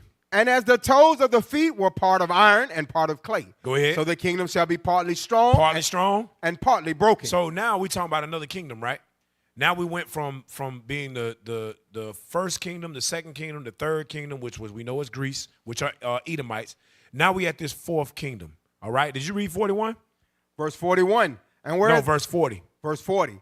And the fourth kingdom shall be strong as iron. For as much as iron breaketh in pieces and subdueth all things. Great military, go ahead. And as iron that breaketh all these shall it break in pieces and bruise. Read. And whereas thou sawest the feet and toes, part of potter's clay and part of iron, the kingdom shall be divided. But there shall be in it of the strength of the iron. For as much as thou sawest the iron mixed with the miry clay. Mixed with the miry clay, meaning all people. Go ahead. And as the toes of the feet were part of iron and part of clay. Read. So the kingdom shall be partly strong and partly broken. Read. And whereas thou sawest iron mixed with miry clay. Read. They shall mingle themselves with the seed of men. They're going to mingle themselves with the seed of men. That's what you just saw on the screen. Great melting pot. Go ahead. But they shall not cleave one to another. And you'll see uproars amongst them, racial riots and all kind of stuff. Constant back and forth between them, clashes of religion, policies, politics, immigrants, all different things. That's what you see. And that's what you see going on in America today. You see it going on in Europe as well. So watch this. It talks about that fourth kingdom. Go to chapter 7 real quick, verse 7 for me. Yes, sir. The book of Daniel, chapter 7 and verse 7. Read. After this I saw the night visions, and behold, a fourth beast. Now, fourth beast. Now, this fourth beast, everybody knows, even the scholars know, the fourth beast is Rome. Go ahead. Dreadful and terrible. Rome was dreadful and terrible. And strong exceedingly, and it had great iron teeth. That's the military. Go ahead. It devoured and brake in pieces, and stamped the residue with the feet of it. Read. And it was diverse from all the beasts that were before it. Read. And it had 10 horns. And eventually it branched out into having 10 horns. So now it says, this fourth beast was dreadful and terrible. Now, it don't give you a description. In the first one, in verse 4, it gives the description. It says, look, this beast is a lion with eagle's wings. The second one is a bear with 3 ribs in his mouth on one side, and one side was lifted up and the other side was down. The third one, it says, look, that's a leopard. But this last one, it don't give the description of the beast. So where can I find the description of this beast to find out who it is? You got that for me? 2 Edge 12 and 10. This is why they hate, this is why they want to get us away from the Bible. This is why they want to go into the Greek. Go into the Greek that I don't speak. Read that for me. This is the book of 2 Esdras, chapter 12 and verse 10. Yep. And he said unto me, go ahead. This is their interpretation of the vision. Read. The eagle whom thou sawest come up from the sea is the kingdom which was seen in the vision of thy brother Daniel. Read. But it was not expounded unto him. Therefore now I declare it unto thee. So wait a minute. Rome symbol is the eagle. Not only Rome, those 10 horns that came after it, their symbol would also be the eagle, because that's the symbol that our forefathers saw that Daniel was not able to give the understanding of. The Lord expounded on it to our forefather Esdras. Now to go back to the first one. Look at Rome right here. This is Rome. You understand? Rome is the eagle, brothers and sisters. And not only Rome, keep going. Look. Belgium, Rome, all of them. Go ahead. France. Look, French Imperial Eagle. There you go. The France. Polish Eagle. More. This is from Belgium right here. Right. Look, German Eagle Vector. Look. Look at that. Spain. Germany. Spain. Germany. Germany. Look. Russia. All these places. Look, Russia. That's in Russia right there. Look, Spain. Come on, man. This is crazy. They the eagle, brothers and sisters. So God gave it. Give me Deuteronomy 28:49. God gave us the blueprint. He said, look, don't worry about what these Edomites going to say in the last day, because they're liars. They want to hide themselves. But you can't hide yourself from God and his prophets. We're going to expose you every time. Read that for me. Deuteronomy 28, verse 49. Yes, sir. The book of Deuteronomy 28 and verse 49. The Lord shall bring a nation against thee from far, from the end of the earth, as swift as the eagle flieth. As what? As swift as the eagle flieth. God giving us a key to who would come against us. It's the eagle. And the eagle are the Edomites. That's their national symbol. Go ahead. A nation whose tongue thou shalt not understand. Right. So the eagle came against us. It came against our forefathers. Now I want you to skip down to verse 52 real quick. Verse 52. Yep. And he shall besiege thee in all thy gates. Go ahead. Until thy high and fenced walls come down wherein thou trustest throughout all thy land. And he shall besiege thee in all thy gates throughout all thy land which the Lord thy God hath given thee. Right. Go to Luke chapter 24 real quick. Or Luke, is it 24? Luke 21, 24, 21, 21, 24. Go to Luke 21, verse 20. What I want to show you is Deuteronomy 28 said the eagle will come against you, and that eagle will besiege your walls, your gates, your city. Watch this. The book of Luke, chapter 21 and verse 20. Yep. And when ye shall see Jerusalem compassed with armies, read. Then know that the desolation thereof is nigh. Come on. Then let them which are in Judea flee to the mountains, and let them which are in the midst of it depart out. And let not them that are in the countries enter thereinto. Read. For these be the days of vengeance. These are the days of vengeance. That all things which are written may be fulfilled. Written where? Written in Deuteronomy. Go ahead. But woe unto them that are with child, to them that give suck in those days. Go ahead. For there shall be great distress in the land. Read. And wrath upon this people. Go ahead. And they shall fall by the edge of the sword. Read. And shall be led away captive into all nations. And Jerusalem shall be trodden down of the Gentiles until the time of the Gentiles be fulfilled. No, I thought they was grafted in amongst the Israelites, the people that live in that land today. And Jerusalem shall be trodden down of the Gentiles until the time of the Gentiles be fulfilled. But there is no house of Esau. How is there not a house of Esau? If they Jews now, then why did Christ say, no, those are Gentiles in that land in these last days? They say they Jews, but they're not. They're the synagogue of Satan. They are the converts that our forefather John Hyrcanus forced, but those weren't the only Edomites. There were many Edomites that became the Greco-Roman Empire, became the Roman Republic, and then the Roman Empire after that, which became America, Great Britain, all that after that. Yeah, these right here, these are rat bastards. That's right. Give me Zechariah 9:6. These are not the people of the Bible. These are not the people of God. It is what it is. You get mad all you want. They say worse about us.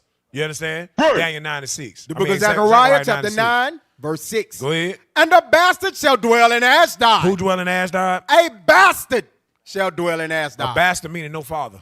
You understand that? So they have no father. You understand? As far as God is concerned. They are bastards. Yeah, that's right. This is what the Bible says. It's not me. I know y'all get mad. Oh, you speak against them. That's what the Bible says. The Bible says, Jerusalem shall be trodden down to the Gentiles till the time of the Gentiles be fulfilled. Those are Gentiles in Jerusalem today doing this right here. These are not the people of God. Who does that? And look at all them millions of people. I've been there. They can't tell me nothing. I used to live here. I used to live in that land. There's millions of them in that land. All right? John Hyrcanus forced their forefathers to become Jewish. You understand? To keep the commandments, the laws, the ordinances of the temple, and so on and so forth, in order for them to keep their land. But they were not the only Edomites around. So to say that Obadiah chapter 1, verse 18 is talking about them being consumed, meaning they are being grafted into the Israelites, that's not the whole house of Esau. Stop the cap. Y'all making stuff up, bro. Now, what we had? What you had, something? Yeah, I just wanted to back you up with what you just said about John Hyrcanus and Agrippa and Herod, showing that they're Edomites. Can you get that last picture? I just sent just to back it up. It's right there. That one's talking about the eagle. Go ahead. And when Herod erected a golden eagle, the symbol of imperial Rome. So Herod erected the same symbol that Captain just brought out in Deuteronomy 28:49, right? Next picture. All right, now go up to the top where John Hyrcanus is going to talk about Antipater. Right there, yep, served. Antipater II, a converted Jew. Why? Because right at the top it says John Hyrcanus, right? He converted him. Now jump down to the green. Yep, the green. Antipater's sons, Herod the Great, emerged as king of Judea. So that's what you read in the New Testament, right? Go ahead. Like his father, it says like his father, meaning he was Jewish. He was a convert. That's how when you read Titus 1:14 earlier, we read it. It says avoiding Jewish fables. So what people in the time of Rome were Jewish? The Romans. They were acting like Jews because they were studying under the schools with us in Acts 13:1. That's all I got. Right. Go back to, I'm glad you mentioned that. It was something I had missed earlier. Go back to the first image that we had, classical Idumea. I forgot to show the bottom part of that. Classical Idumea. So everything we showing y'all today is Esau still here. He ain't going nowhere. Stop the cap. You are an Edomite, and your judgment is pending. The bottom said there is, no, matter of fact, yes, read that, there is. There is a Jewish tradition stemming from the Talmud that the descendants of Esau would eventually become the Romans, and to a larger extent, all Europeans. All Europeans are Esau. All Europeans are Esau. We read earlier that the 10 horns stemmed out of Rome. All Europeans are Esau. You cannot run from it. The house of Esau is still here. We know it historically and biblically. All right? Go to the next book I had. Modern Judaism. It was right after the images of the eagles. Get Obadiah 1-2 real quick, verse 4. Obadiah chapter 1. Matter of fact, Obadiah 1:1. It is what it is, man. Y'all done started this. The book of Obadiah, verse 1. The vision of Obadiah, thus saith the Lord God, concerning Edom. Right, the vision of Obadiah concerning Edom. So his vision is concerning the Europeans. Go ahead. We have heard a rumor from the Lord, and an ambassador is sent among the heathen. Read. Arise ye, and let us rise up against her in battle. Read. Behold, I have made thee small among the heathen. Thou art greatly despised. Thou art greatly despised. The pride of thine heart hath deceived thee. Read. Thou that dwellest in the clefts of the rock. Give me them clefts of the rock. It said, thine heart have deceived thee, thou that dwellest in the clefts of the rock. We got images of that, I know. We always use them. The clefts of the rock. Go ahead. Whose habitation is high. Whose habitation is high. That saith in his heart, Read. who shall bring me down to the ground? So they will go from the clefts of the rock to having a lot of pride. Where did that pride coming from? We read earlier. Alexander the Greek had great pride. Why? Because he conquered the whole world in 10 or 12 years. Now, these are the monasteries in which they used to live. In the caves, in the rocks, they're still there to this day. All throughout Georgia, Russia, and various other places in Eastern Europe. That's where they were, brothers and sisters. Still there to this day. These are the people that dwelt in the clefts of the rock in the Caucasus Mountains. Caucasus. Damn, look at that. They was in the rocks. Yo, they going back too. They are, every man going back. Everybody going back to his own people, to his own land. We going to put them there. The angels going to put them there. Your ass going back. But watch what it says in verse 4 of Obadiah. Though thou exalt thyself as the eagle. What's his symbol? The eagle. God been giving us clues the whole Bible. But see, y'all mad that we able to understand it and put it into play now. Now we able to understand it and put it in its proper context to show that y'all are these people. And you can't run from this symbol because every last land you conquered, you set that symbol up. Go ahead. Though thou exalt thyself as the eagle, Read. and though thou set thy nest among the stars, Go ahead. thence will I bring thee down, saith the Lord. Right, then Yehudi did international space travel and said when they landed, the eagle has landed. This ain't hard. You know, but we got to do classes like this and kind of continue to do the same thing over and over and over and over because repetition is the road to mastery. Shout out to Mr. Nathaniel. We got to put it out there for the world to see. Now, give me that book, Modern Judaism. This is going to get worse.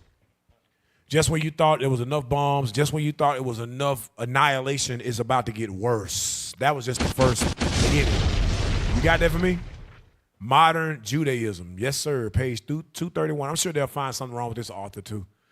Read that for me. Esau's descendants are the subjects of extensive traditions. Go ahead. Skip First, that the descendants of Esau, the sworn enemies of the descendants of Jacob, even to the end of the world. Wait a minute. I thought they were done. Wait. That the descendants of Esau, the sworn enemies of the descendants of Jacob, even to the end of the world. They are always the enemies of Jacob, all the way into the end of the world. Keep going down. Skip down to where it says, go up a little bit. I want to start But after that, the powerful republic of the 12 tribes was destroyed by the Assyrians and Babylonians. Gotcha. They wonderfully increased in numbers and strength, extended their dominion towards the west, spread their colonies far and wide, subjugated Italy. Go ahead, Officer John. Yes, sir. Subjugated Italy, founded Rome and the Roman Empire. So the Edomites, all historians know this. The Edomites founded Rome and the Roman Empire, y'all. Stop the cap. Go ahead. And that in the present day, professing the religion of Jesus of Nazareth. No, wait a minute. Read that at length entirely. Entirely overturned the Jewish state. That's what we read in the book of Luke chapter 21. That's what we read in the book of Deuteronomy chapter 28. It said the eagle was going to be the one that was going to overturn the Jews. And those eagles are the Roman Empire, which is not done away because you stand in America today, which is an extended of ancient Rome. Stop the cap. Stop playing with us. Say it again. I would say Donald Trump said in an interview he's Roman. Yes. He literally said it. They all said, look, this is ancient Rome. Yeah, wrong with you. Right. Go ahead. Bring back up. Which had been restored after the termination of the Babylonian captivity. The second temple being destroyed by Titus Vespasian. Luke 21, Deuteronomy 28. Go ahead. And that in the present day. In the present day. Professing the religion of Jesus of Nazareth. Roman Catholicism. Which they were the first of all nations to embrace. Read. They hold the dominion over all Europe. So the Edomites hold the dominion over all Europe. Esau detaining in captivity his brother Jacob, at least as far as regards as the tribe of Judah, till his Messiah ben David shall appear. So the Bible said they're going to have us in captivity until Christ come. Messiah, son of David. That's what it means, ben David. Messiah, ben David. Meaning Messiah, the son of David. Until he come, the Edomites got the Israelites in captivity. What the hell wrong with you? Oh, no, you can't, don't follow that author. No, that's wrong. They wrote that during the time when everybody used to get high off the hookah that they were smoking in the book of Clarence. They were all floating. He was like, yeah, lie about the Edomite. Man, get out of here, man. Hey, Cap, so that means Esau is not Japheth. That's it. That book just said we're going to be in the hands of the Edomite till Christ return. That means if he Japheth, we got a whole nother 1,000 years. Exactly. Before the Lord come get us out of his hellhole, man. Oh, man. Come on, man. Stop the cap. Go ahead. Hey, let me get Luke 21:15. Let me tell you what the problem is. Y'all be thinking y'all speaking against regular men. You're speaking against men who got wisdom and understanding from God coming out of the Bible.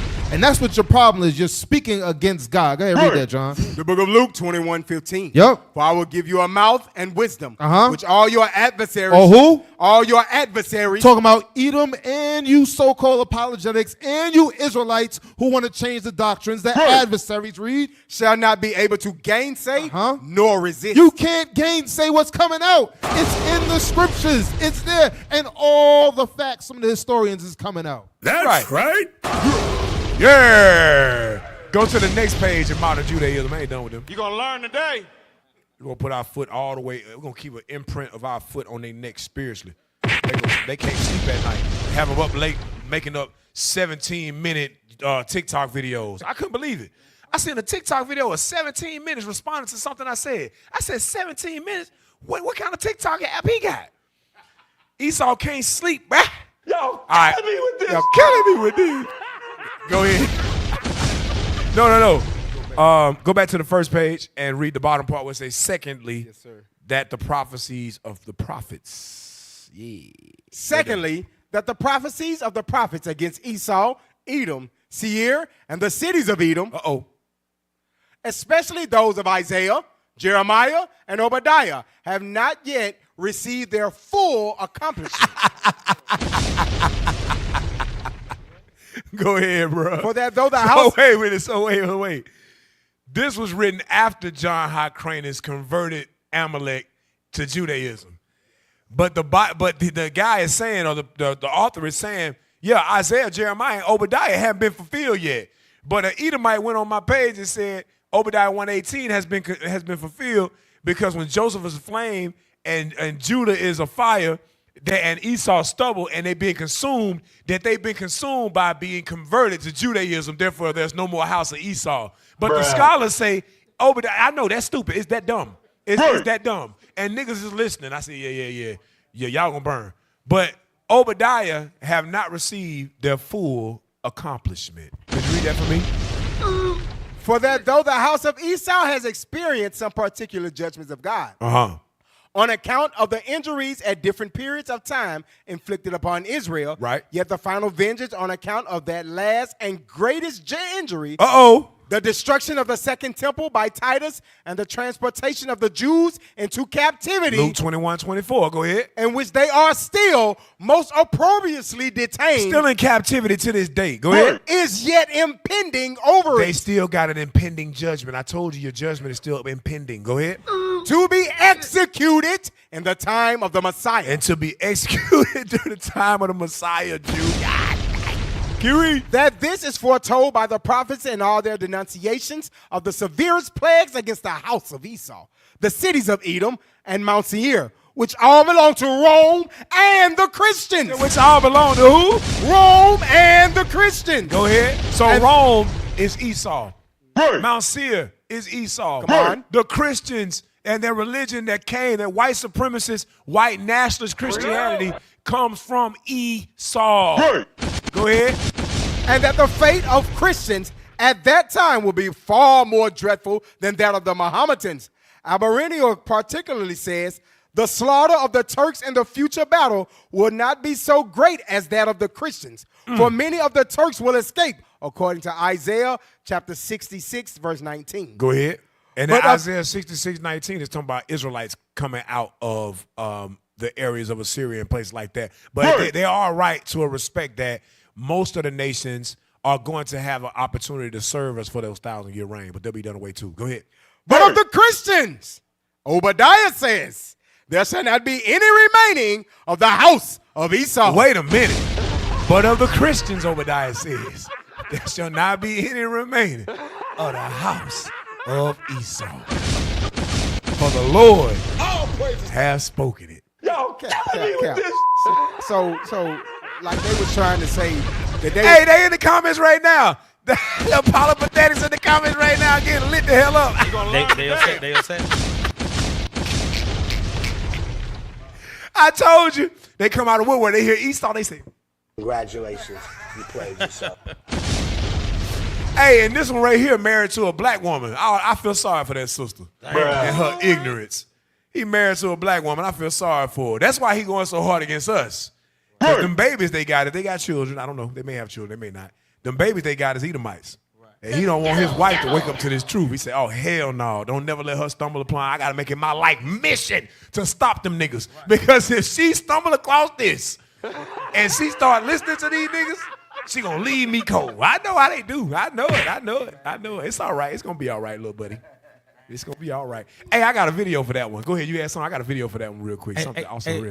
IT, show that book, the Jewish Encyclopedia, real quick, because they might say the books aren't canon. Well, this is your ancestors writing these books. All of these books are written by white people. We ain't writing none of these damn books. I was asking you, right? Yeah, we ain't writing none of these damn books. Yeah. Go ahead. The Encyclopedia of Jewish Religion, New Revised Edition by R.J. Zwi. Well, you can't say her name because it don't even matter. Go ahead. Go over to the picture above. Yep. Now, Ishmael, they try to throw Ishmael in there. He's the one has in captivity right now. Nope. What does it say right there? The orange. Arabs trace their ancestries to I, which is Ishmael. And in Islam, he is regarded as a prophet. Right. But watch this. Why in the Jewish Encyclopedia, when I was looking up Edom, it never showed me anything about the Edomites. It would have it empty, or it wouldn't give me good information. But under the definition of Ishmael, it said this about Edom. Esau or Edom represent the Christian Roman world. Oh, Lord. It's like they thought we weren't going to find it. They thought we weren't going to find it. But we read. Hey, Ishmael says what? Bro, if them scholars ain't dead yet, these niggas finna kill them. These Edomites finna go and get their ass, boy. Just like they did your boy Arthur Kessler that wrote the 13 Tribe, killed him and his wife. They said, man, look, he ain't loyal. He don't want to go with the lie. Hey, watch this. So you see them watching our class, right? Hey, show this real quick. Show this video Brother made real quick. Watch this. Play it. So that's the problem with the whole argument. Mark, come up for dinner. Mom, I'm in the middle of a live. I'm almost done watching Captain Gedaliah's class so I can rebuttal it, okay? Just give me like 10 minutes. Sorry about that, guys. So...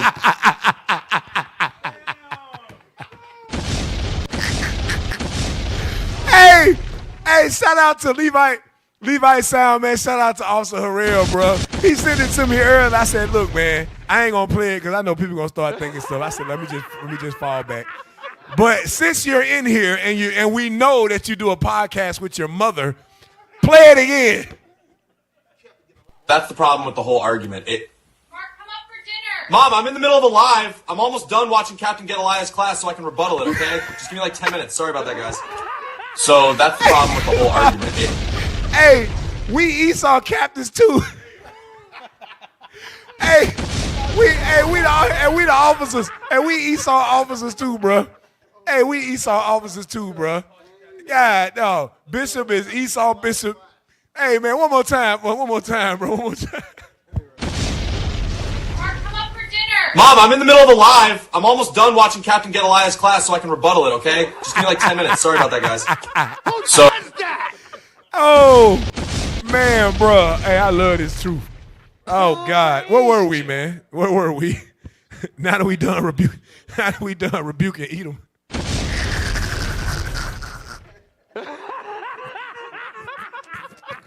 They should have stayed your ass now. Oh, Lord. Him and his mama watched it like, damn, she looking like he got you. Hey, so the prophecies in Isaiah and Jeremiah and Obadiah have not yet come to their full accomplishment regarding Esau, Edom. That's what the prophecy says. Go to Obadiah 1 and read verse 8 and 9 for me, or 9 and 10 for me, please. The book of Obadiah, verse 9. And thy mighty men, O Timon, shall be dismayed to the end that every one of them out of Esau may be cut off by slaughter. So the Bible says every one of the mount of Esau must be cut off by slaughter. Okay, that has not happened yet. It has not happened over time. They're still here today. We've been showing it all day, historically and biblically. They are the Roman Empire, which branched out to the 10 horns, which branched out to eventually America. NATO, all of Europe, they're Edomites. Your ancestors, they came to America, they called themselves settlers, they're Edomites. You are an Edomite. Go ahead. For thy violence against thy brother Jacob, shame shall cover thee, and thou shalt be cut off forever. The Bible says thou shalt be cut off forever. Cut off forever. So that hadn't happened yet. Go to the next book. Or go to that image real quick. I want to show y'all this image. This image that they gave us in the 40s. This false image of Jesus Christ. Now the Bible talks about this. Give me that real quick in Revelation 13. Revelation chapter 13. I want you to read verse 11 for me. Revelation 13, verse 11. This is the book of Revelation, chapter 13 and verse 11. And I beheld another beast coming up out of the earth, and he had 2 horns like a lamb, and he spake as a dragon. Read. And he exercised all the power of the first beast. Wait a minute. Did I send y'all that book? I didn't send y'all that book. Damn. I got to send y'all this real quick. Let me find it. There's a book that I have that shows that Esau understands that Revelation chapter 13 verse 11 is talking about America and their political system. And I do have a book that says it. I got it right here. It says that same thing. Damn. I was looking at it earlier. I said I'm going to use this book tonight, but I didn't end up using it. Damn it. Is it in here? Read that again for me also. Revelation 13 and verse 11. And I beheld another beast coming up out of the earth, and he had 2 horns like a lamb, and he spake as a dragon. And he exercised all the power of the first beast. That first beast is the beast that was destroyed, that was wounded by our forefather John Hyrcanus in 193 AD. Rome failed. But then Rome was resurrected in America. Okay, go ahead, read that again. Not only America, but all of the European powers. Rome came back into power in the 1400s and then branched out into those 10 horns. Go ahead, officer. And he exercised all the power of the first beast before him, and caused the earth and them which dwell therein to worship the first beast, and whose deadly wound was healed. Go ahead. And that's the Renaissance. Go ahead. And he doeth great wonders, so that he maketh fire come down from heaven on earth in the sight of men, and deceiveth them that dwell on earth by the means of those miracles. Right, that's that thermonuclear bomb, those nuclear weapons, the nuclear weapon, the atom bomb that they dropped on Hiroshima and Nagasaki. That's what made everybody respect America. When they saw that, like, oh, hell no, these dudes is lethal. They don't give a damn. Which he had power to do in the sight of the beast, saying to them that dwell on the earth, that they should make an image to the beast. Which had the wound by his sword and did live. So this became the image of Rome. This right here became the image of Rome. This became the image of Catholicism. This became the image of American Christianity. That's why we read Revelation 11 and 8 about where it says, well, also our Lord was crucified. It's talking about this false image that was given in the place of Rome. Septimius Severus. I said John Hyrcanus? I meant to say Septimius Severus. Excuse me. Septimius Severus. John Hyrcanus was the one that converted Edom or Amalek to Judaism. That's why I've been saying that all day. Thank you, Bishop, for the correction. See, our leadership be honest. They watch our class. I'll pray to the Most High. Thank you for that. Septimius Severus was the one that conquered Rome in 193 A.D. And we got the books to show you that. So that's the deadly wound, okay? But I want to show you that they created an image. Keep reading. Verse 15. Go ahead. And he had power to give life unto the image of the beast. He had power to give life unto the image of the beast. How? Through his movies, through his television, all of that. Go ahead. That the image of the beast should both speak and cause that as many as would not worship the image of the beast should be killed. Right. So watch this. That image of the beast that we receive, okay, that image is the image of Rome, all right? And that image branched out into what we know today as the image that's also used for modern Christian everything. The Watchtower, Jehovah's Witnesses use it. Everybody use the Church of the Latter-day Saints. Everybody use that false image of Jesus Christ, okay? That is not the biblical image of the Messiah. That is the image of the beast. Revelation 1:14, real quick. That is the image of the beast. I'm still trying to find that book. I can't find it. I forgot what it was called. I was just looking at it this morning. It is what it is. This time has passed now. The book of Revelations 1 and verse 14. Yeah. His head and his hairs were white like wool, as white as snow. Oh, I done found it. And his eyes were as a flame of fire. And his feet like unto fine brass, as if they burned in a furnace. And his feet like unto fine brass, as if it burned in a furnace. Jesus Christ was a dark-skinned man of color, a black man, brothers and sisters, with white woolly hair, the whites of his eyes being red in color because he drank wine in moderation. The prophecy in Genesis 49 said that he would have eyes of wine, and his feet like unto fine brass, as if they burned in a furnace. Give me that real quick, that book I just showed you. I know you had to pull them all up. I don't know if you was able to download them. It's called The Peril of the Republic of the United States of America. I wanted to show that it goes with Revelation chapter 13, verse 11. All right? Yep, that's it right there. Percy T. Magan, The Peril of the Republic of the United States of America. So Percy T. Magan, he don't know what he's talking about either. Every scholar of every book that we put up, all of them are idiots. They don't know what they're talking about according to the apologetics and white folks. But here's the thing. We don't listen to apologetics or white folks. That's right. So we're going to use what we want to use. Go to the next book for me. Inside the book. Yep. Originally published in 1899 by Fleming H. Revel Company. Go to the next one.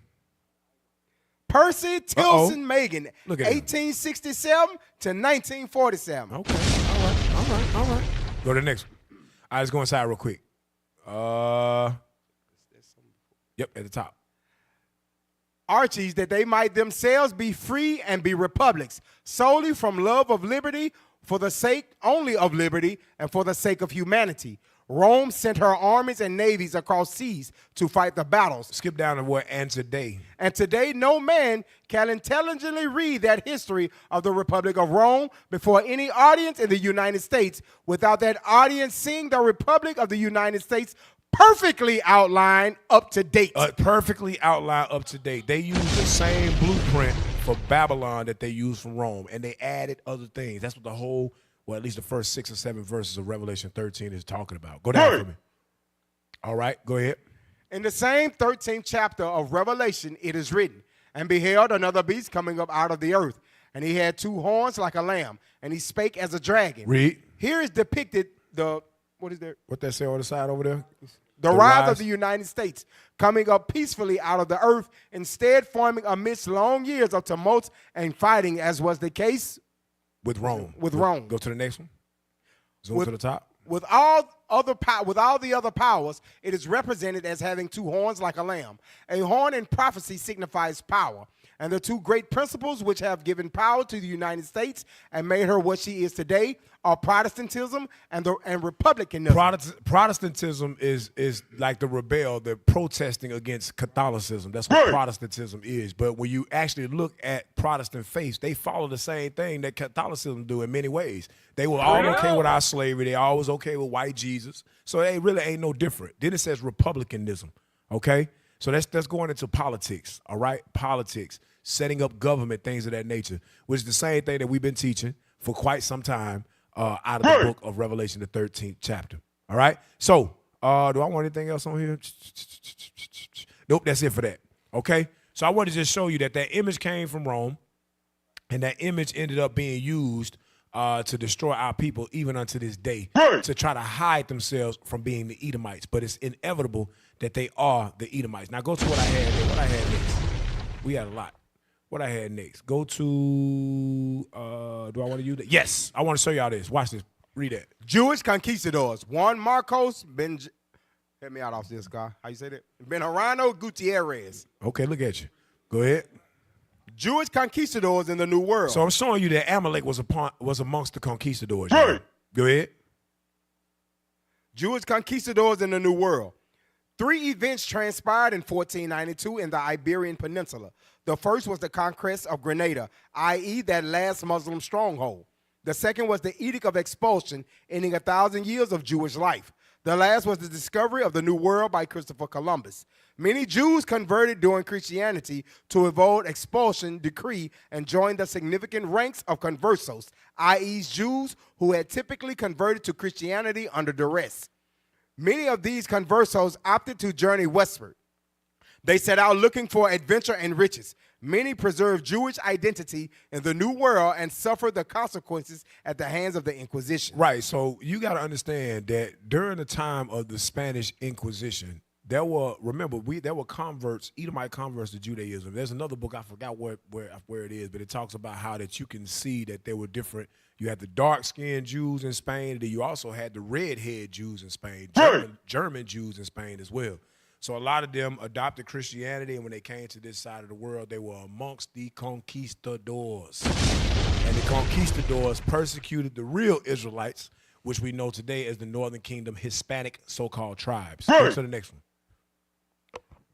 The Jewish Confederates. So not only was Amalek amongst the conquistadors that came against Northern Kingdom, they were also amongst the Confederate soldiers that wanted to protect Judah being enslaved in the South. Go ahead. By Robert N. Rosen. Go ahead. Some Jewish Confederates, like many other Gentile comrades, fought for what they termed their liberty and freedom, which included the right to own slaves. So Amalek owned slaves during the time of slavery. Go ahead. Like their fellow Johnny Rebs, a small percentage of Jewish Confederates owned slaves themselves, although many came from slaveholding families, and all came from slaveholding communities where relatives, friends, business associates, and customers owned slaves. And even those who owned no slaves had a stake in the South's racial caste system. Or the South's racial, so they still were treated like white folks because they were and are white people because they're Edomites. Go ahead. Is that it on that? Go to the next page. Chosen People from the Caucasus by Michael Bradley. Forward by John Henry Clark. Jewish origins, delusions, deceptions, and historical role in the slave trade, genocide, and cultural colonization. Go ahead. Which one? You want to talk about it? Yep. Canadian author Michael Bradley has written several controversial books offering a provocative interpretation of the unfolding of human history and an explanation for the white man's present domination of the world. Okay, go inside. Bottom down there. Whatever the truth about Columbus personally, there is no doubt that Jews and Jewish money were heavily committed to the transatlantic voyage. Even more relevant is the fact that Jews formed a considerable proportion of the Spanish settlers and conquistadors who came to the New World. Right. So when we show these other books about Amalek being amongst the conquistadors and having a hand in the transatlantic slave trade, it's known amongst multiple scholars. It's just the history. It is what it is. And go back to what we read. Go back to Exodus 17:16 for me. Yes, sir. Exodus chapter 17, verse 16 regarding that. The book of Exodus, chapter 17 and verse 16. For he said, because the Lord hath sworn that the Lord will have war with Amalek from generation to generation. So we've been showing you the Lord going to have war with Amalek from generation to generation. Over time, Amalek always is in the midst of some wickedness regarding us. Now, remember we showed you Philip the Macedonian was an Amalekite, an Edomite. You understand? And his descendant, Alexander the Greek, and all those people that came along with him as 4 generals, the Bible said evils will multiply in the earth. The hatred that they had for us then, they got that same hatred for us now. That's why we see them amongst the conquistadors. We see them in the midst of the rap industry, the music industry, the sports industry. They always got a hand in trying to destroy us. Always. From the beginning. Okay, what you got? You got something? Just to prove your point that they still here, get Job 27-14. Esau is still here. Read it. It's the book of Job, chapter 27 and verse 14. Go ahead. If his children be multiplied. Esau's children has been multiplied. They here on the earth. They all over the place causing havoc. Go ahead. It is for the sword. He's here to get destroyed. He's here to get blown to smithereens. And what we doing tonight is unveiling him fully. Go ahead. And his offspring shall not be satisfied. And his offspring shall not be satisfied. So Esau still here, people. Yep. Go ahead. You're going to learn today. Let me get Sirach 12 and 17. You just showed multiple sources, brought up a whole bunch of history showing where Amalek, the so-called Jewish man, got their hand in all the midst of wickedness that you see in the earth. Look what God says. Come on. The book of Sirach, chapter 12 and verse 17. Yep.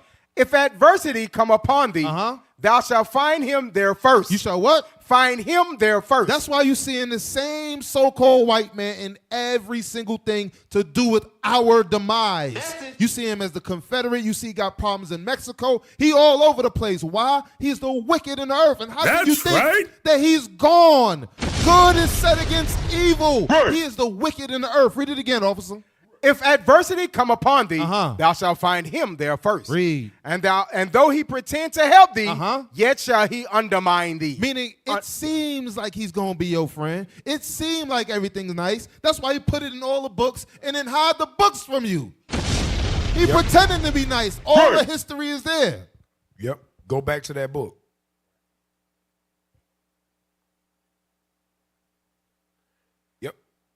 Whatever the truth about... No, go to the next one. Chose the people of the caucus, goes to the next page. Here we go. The point of all this is that we now come to an issue, zoom out, not presented in any popular history of the Jewish people or any of the numerous books on anti-Semitism. Not a whisper or reference to it has entered our public school system. Right. The apologetics won't talk about it either. They won't speak about the evil that Amalek has done to our ancestors, have done to us. Go ahead.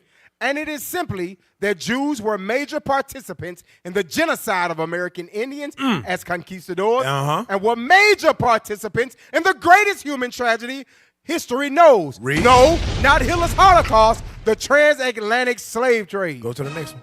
The transatlantic trade in Africans as slaves. Go ahead. So it's telling you Amalek was in the midst of that. The Lord told us he was going to war with Amalek. They could not be in the midst of it. Even unto this day, the evil that you see going on in the earth, Amalek is behind it. They are in the midst of it, going directly against God. For anybody to say that there are no more Edomites or that the house of Esau has been consumed and the house of Esau is now amongst the Israelites and so on and so forth, that's foolishness. You don't know the Bible. You understand? Read that for me. Yes, sir. Now, this must have been the case because it was the conquistadors who first murdered and then enslaved the American Indians during the first century of colonialism. Look at that.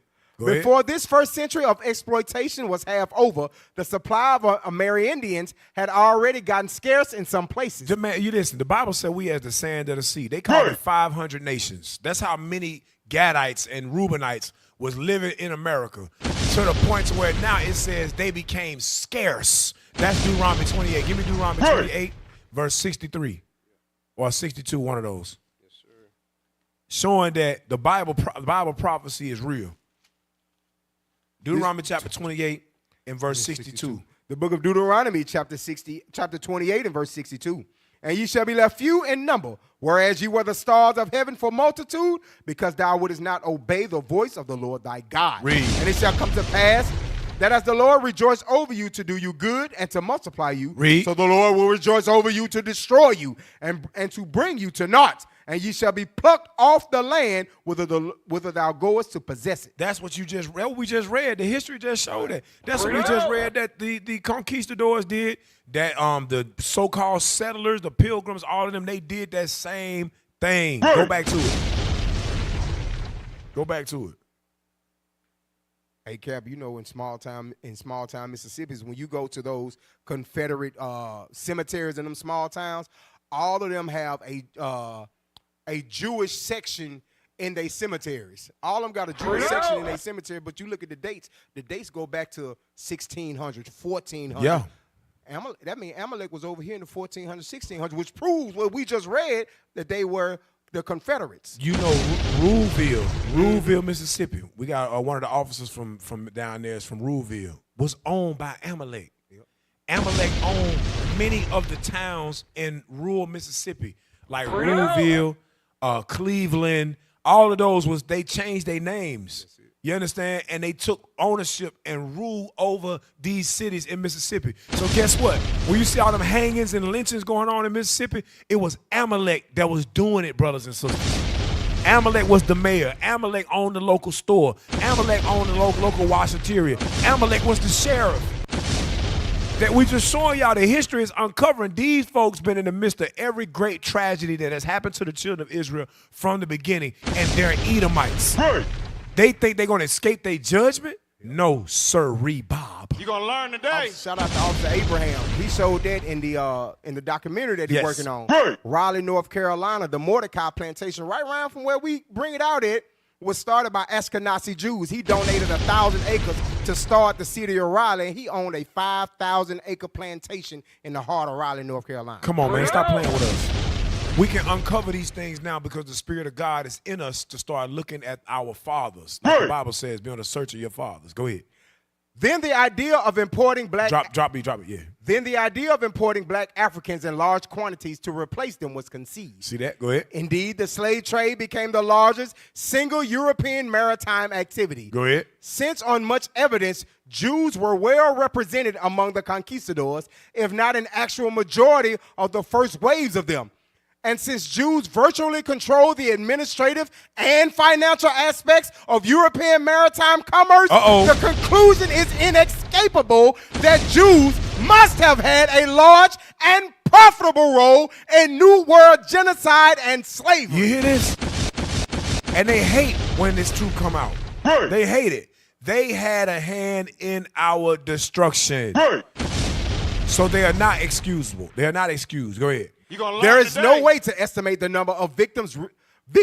Reasonable estimates suggest that from 10 to 15 million Amerindians and Africans perished in slavery, but some estimates range as high as 100 million victims. That go back to what we just read in Deuteronomy chapter 28, verse 62 on down, that as the Lord was multiplying us, he would also rejoice over us to destroy us because of our sins. Deuteronomy 28, 68.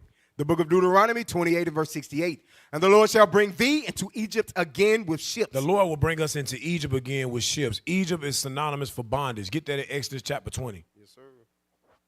Exodus chapter 20, verse 2. Egypt is synonymous with bondage. The book of Exodus 20 and verse 2.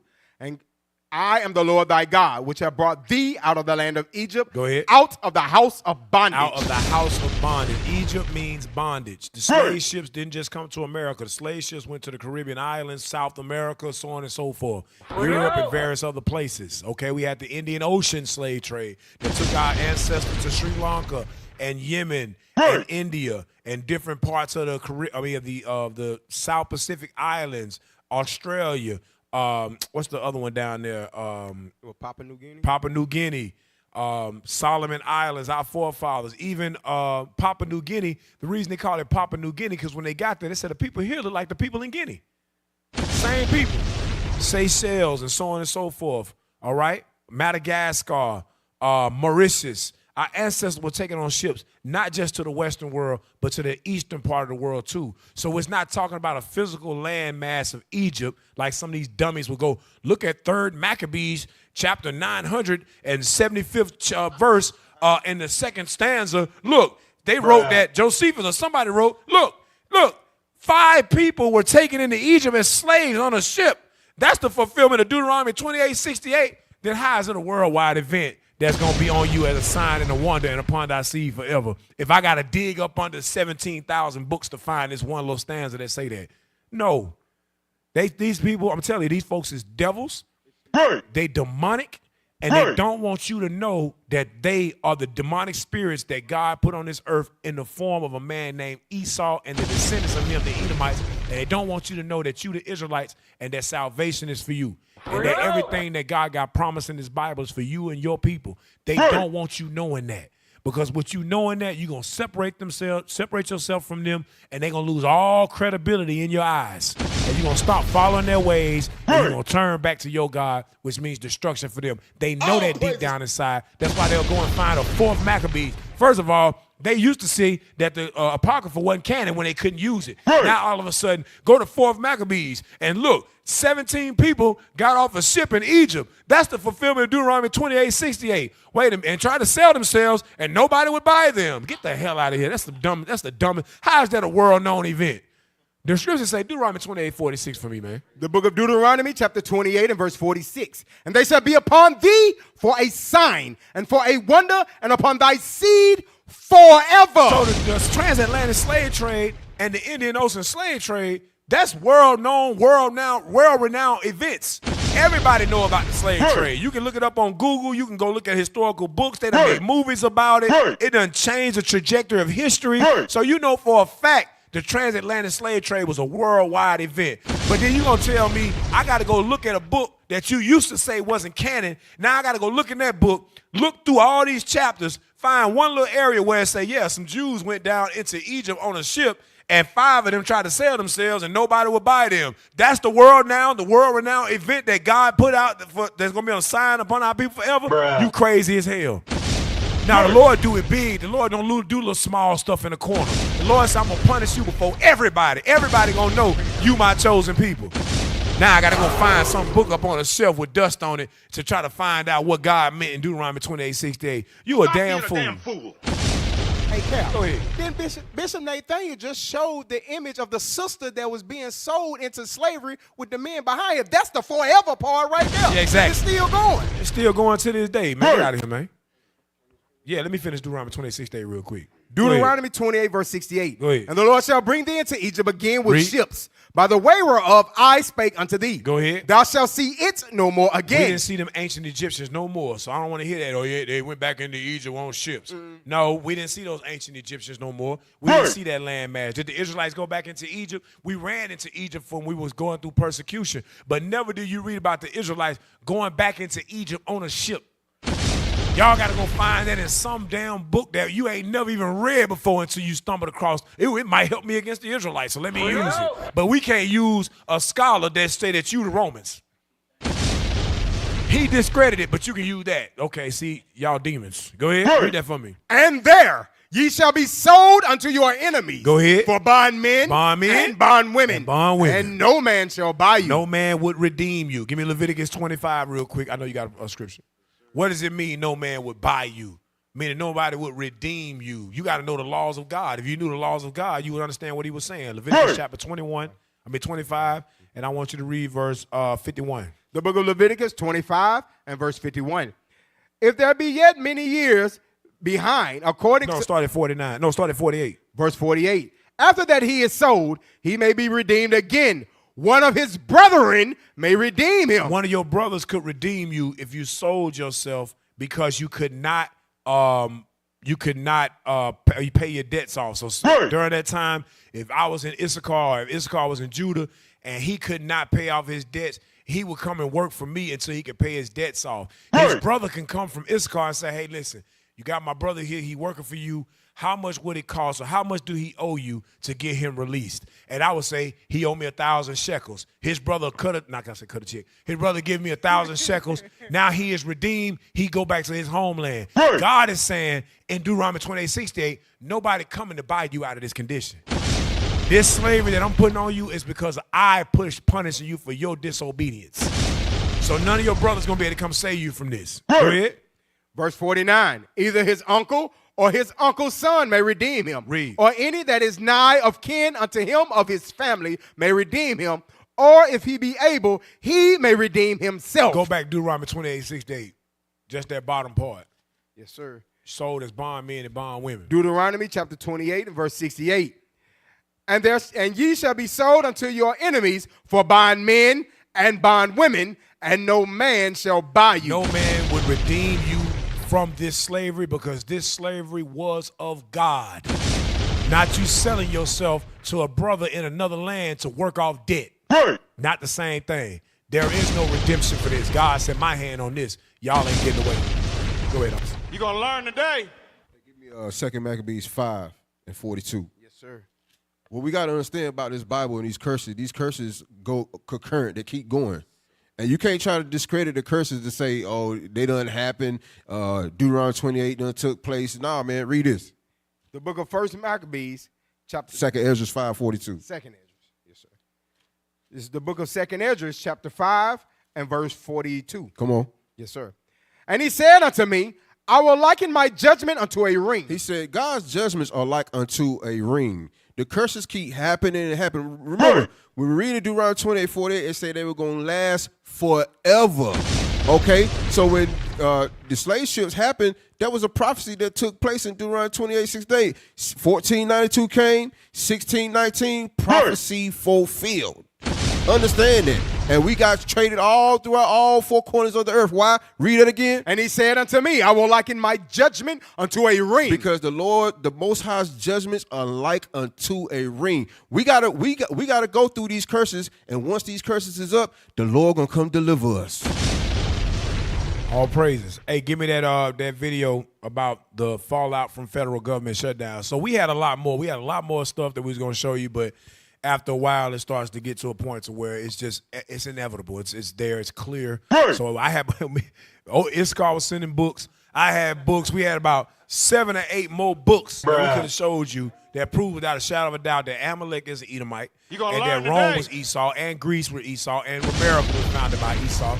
But I think y'all get the picture. Y'all get the point now. So we're gonna move on to the judgments real quick. Bring that out for me. Play it. Down, the first in nearly 7 years. Democrats and Republicans are facing off for what could be a long fight. Hundreds of thousands of workers have been furloughed. Services Americans depend on have been disrupted, and the shutdown could impact the travel industry the longer it lasts. KTLA's Chris Wolf joins us live from LAX, where the shutdown could lead to staffing shortages and safety issues. Chris. Absolutely. Good evening, John and Cher. Nearly 24 hours into this shutdown, and there's a new warning tonight from the FBI Agents Association. This group says it is very concerned about national security, that it could be in jeopardy, and that reduced, quote, operational resources can disrupt investigations, surveillance, forensic analysis, and partnerships with state, local, and international law enforcement. Air travel could also be impacted. Republicans and Democrats are pointing the finger at each other for the shutdown of the federal government, which began just after midnight Wednesday, October 1st. Lawmakers failed to reach a deal on a short-term spending plan. Hardest hit will be hundreds of thousands of federal employees in the form of furloughs, delayed paychecks, or termination. The scope and length of the shutdown will be anyone's guess, but this is what we do know. Air traffic controllers and Transportation Security Administration officers would keep working, but without pay until the shutdown ends. Airline industry officials warned the system will be strained. During the last So what you think gonna happen when you go to the airport to get ready to fly out, and you got this brother or this sister that's standing there at TSA, and they've been working 10 days straight, and they ain't got paid?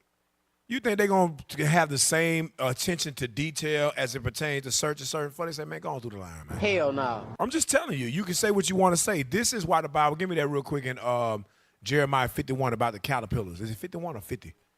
It's 50 and 12 or something like that, 50, 13? 50 and 14. Watch this. The book of Jeremiah, chapter 50. 51, 14? Yeah, read that. 51 and verse 14. Go ahead.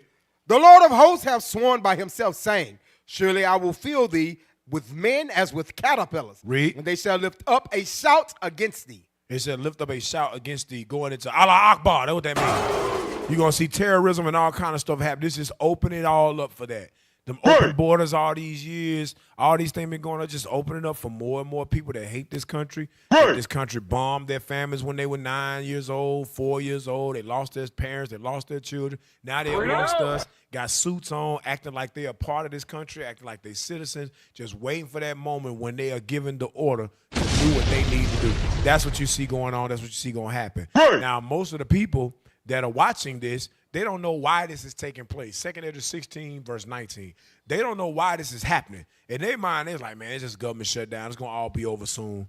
No, the Lord is plaguing this place. And he's plaguing this place is because it's Esau, Edom in rulership. And the Bible says, thus will I bring him down. He shall build, but I will throw down. Go ahead, read that for me. The book of 2 Esdras, chapter 16 and verse 19. Go ahead. Behold, famine and plague, tribulation and anguish are sent as scourges for the amendment. Read. But for all these things they shall not turn from their wickedness, Go ahead. nor be always mindful of the scourges. They're not even mindful. They see the elites of the world can see these things, but the regular Joe Schmo, black, Esau, whatever, Judah, Esau, these other nations, they're not paying attention to what's really taking place. They see the government shut down. They're like, oh, okay, well, it'll be over soon. Because black folks comfortable because we've been nourished by the face of the serpent here. So we're not paying attention to what's going on. Meanwhile, it's God doing this. God is doing this to wake your black behind up to you, the Israelites. God is allowing this white Christian nationalism to rise up so that you can see that you the Israelite. Allowing them to come together and say, hey, we can get blacks out the country. We don't give a damn. You blacks can you token Negroes, you can coon all you want. We don't give a damn. You token Negroes, you can speak in panics for us on social media. We don't give a damn. They don't care about Officer Tatum and all of these people that got a little platform, Candace Owens. They don't care about them. They telling you now, we don't give a damn about y'all now. We used y'all when we couldn't speak. Y'all were a DEI hire for white supremacy. Damn! Today. You were a white supremacist DEI hire. They said they don't need you no more. Go ahead. Verse 21. Behold, victuals shall be so good cheap upon earth. That's them GMO foods they giving you. Go ahead. That they shall think themselves to be in good case. And even then shall evils grow upon the earth. Wait a minute. Didn't the Bible say that when evils were multiplied in the earth, it was because of the white man? Come on. Okay, go ahead. Evils grow upon the earth, sword, famine, and great confusion. And great confusion. That's what you see going on. People confused. Why can't they just get along? Why can't they just come together and put a spending budget? Why they got to do this? Why they got to do that? Because you don't know where you living. Right? Give me the next video. So Donald Trump's, I think this is his son, Eric Trump. He's these people, man, they done figured out a way to still make money, even though his father got all these felonies, supposedly. And they done filed bankruptcy all these times. They still find a way to make money, to make deals. Right. Watch this. Play it for me. Play it. It was the next one right after that. Right after the government shut down. There you go. And clearly, there's no doubt in my mind, cryptocurrency is going to replace traditional finance, TradFi, and it's happening so fast. I mean, cryptocurrency is literally outpacing, the growth of the internet, in the 90s, Charles. And I've never been so clear about something. I've never been able to see something so clearly in my life. And it's been a lot of fun to be a part of this. So they talk about cryptocurrency basically replacing traditional finance. And that's what we've been reading about in Revelation 13 and various other parts of the scriptures. Go to the next one. President Donald Trump says crypto will fix the broken financial system. Play it. Money transfers are costly and take days or even weeks to clear. Under this bill, the entire ancient system will be eligible for a 21st century upgrade using the state-of-the-art crypto technology. Who would have thought we would have been saying that? Right. So he said he's going to fix the financial system. Go to the next one. Today, I am making it official. Starting January 1st, 2026, the Nizara-Gesara framework goes into full effect. For too long, the American people and the people of the world have been trapped in a broken financial system controlled by banks and manipulated by the elites. That ends now. I can confirm that redemption centers have received their official notification and have accepted the Nizara-Gesara gold coin. This is no longer speculation. This is law. By signing this order, we are recognizing the coin as the foundation of the new financial era. It is gold-backed, incorruptible, and created for the people. The reset is coming, and nothing can stop it. January 1st, 2026 will be remembered as the day freedom began. You hear this? Pause it. I want to show you something. Go to Revelation 13. So to go back to what we were talking about earlier about how this place came from ancient Rome. All right, ancient Rome was Renaissance in the 1400s, and America ended up branching out of that later on in time. Right. Go back to Revelation 13, read 15. The book of Revelation 13 and verse 15. And he had power to give life unto the image of the beast, that the image of the beast should both speak, and cause that as many as would not worship the image of the beast should be killed. Read. And he causes all, both small and great, rich and poor, free and bond, to receive a mark in their right hand or in their forehead. Right, that's sin. Go to Job 10, 14. The mark in their right hand and their foreheads is going into sin. Sin, sin, sin. Okay? The book of Job 10, verse 14. Not a microchip. Go ahead. Job 10, verse 14. If I sin, then thou markest me. If thou sin, then thou markest. If I sin, then thou markest me. Go ahead. And thou wilt not acquit me from mine iniquity. And thou wilt not acquit me from my iniquity. So sin is that mark in your right hand and your forehead. You ponder upon it, you believe it, and you act it out with your hand. All right? You put it into place. Go ahead. Revelation 13, 16 again. Revelation 13, 16. And he causeth all, both small and great, rich and poor, free and bond, to receive a mark in their right hand or in their foreheads. Right. Make all the make all of the countries of the earth drink of the wine of the wrath of their fornication. Go ahead. And that no man might buy or sell, Read. save he that had the mark, or the name of the beast, or the number of his name. So you're going to agree with them, or you're not going to be able to receive funding. You're going to agree with them, or you're not going to be able to access your bank account. That's what this whole one world bank account, one world currency, that's what it's all about. It's forced worship, like Deacon Malachi went over a couple weeks ago, maybe about a month or two ago, in one of his classes about that forced worship. Right? Now, I'm going to show you something, because you may say, oh, that ain't what it is. Okay, go to the next one. Go to the next video we had. Watch this.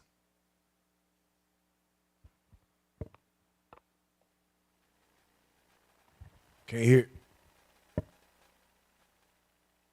Start over. We can't hear y'all. Something going on with the sound of the video? Damn. All right. So that's cool. So this video right here is the White House offers funding benefits to universities that comply with administrative terms. So these universities, if they agree with the terms that come directly from the White House, is that it? All right, play it.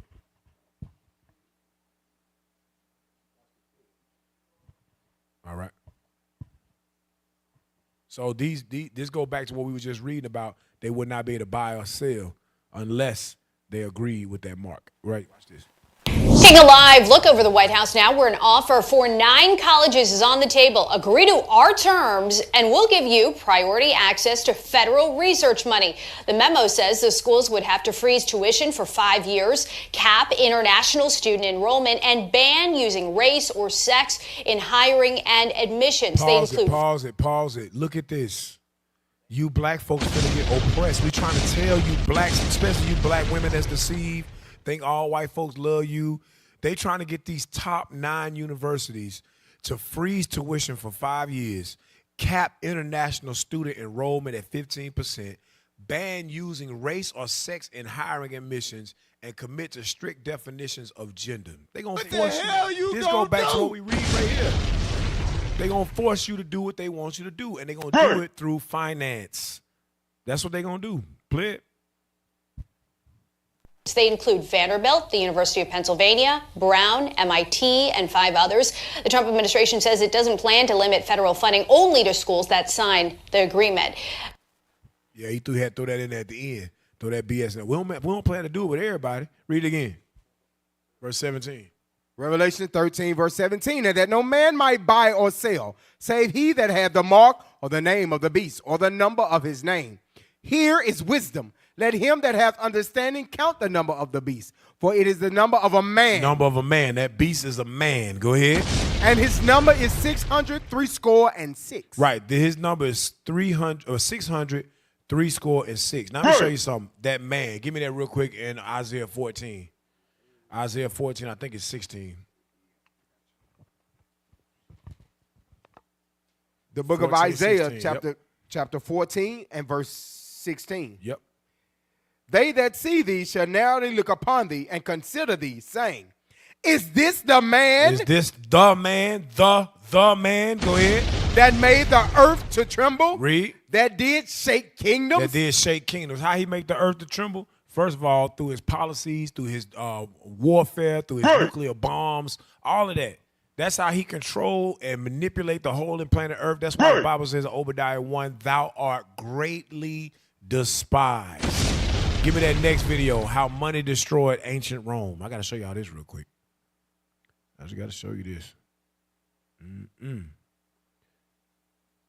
About the fall of Rome, they imagined barbarians storming the gates, legions collapsing, or emperors poisoned in marble palaces. But empires don't crumble just from outside attack. They rot from within.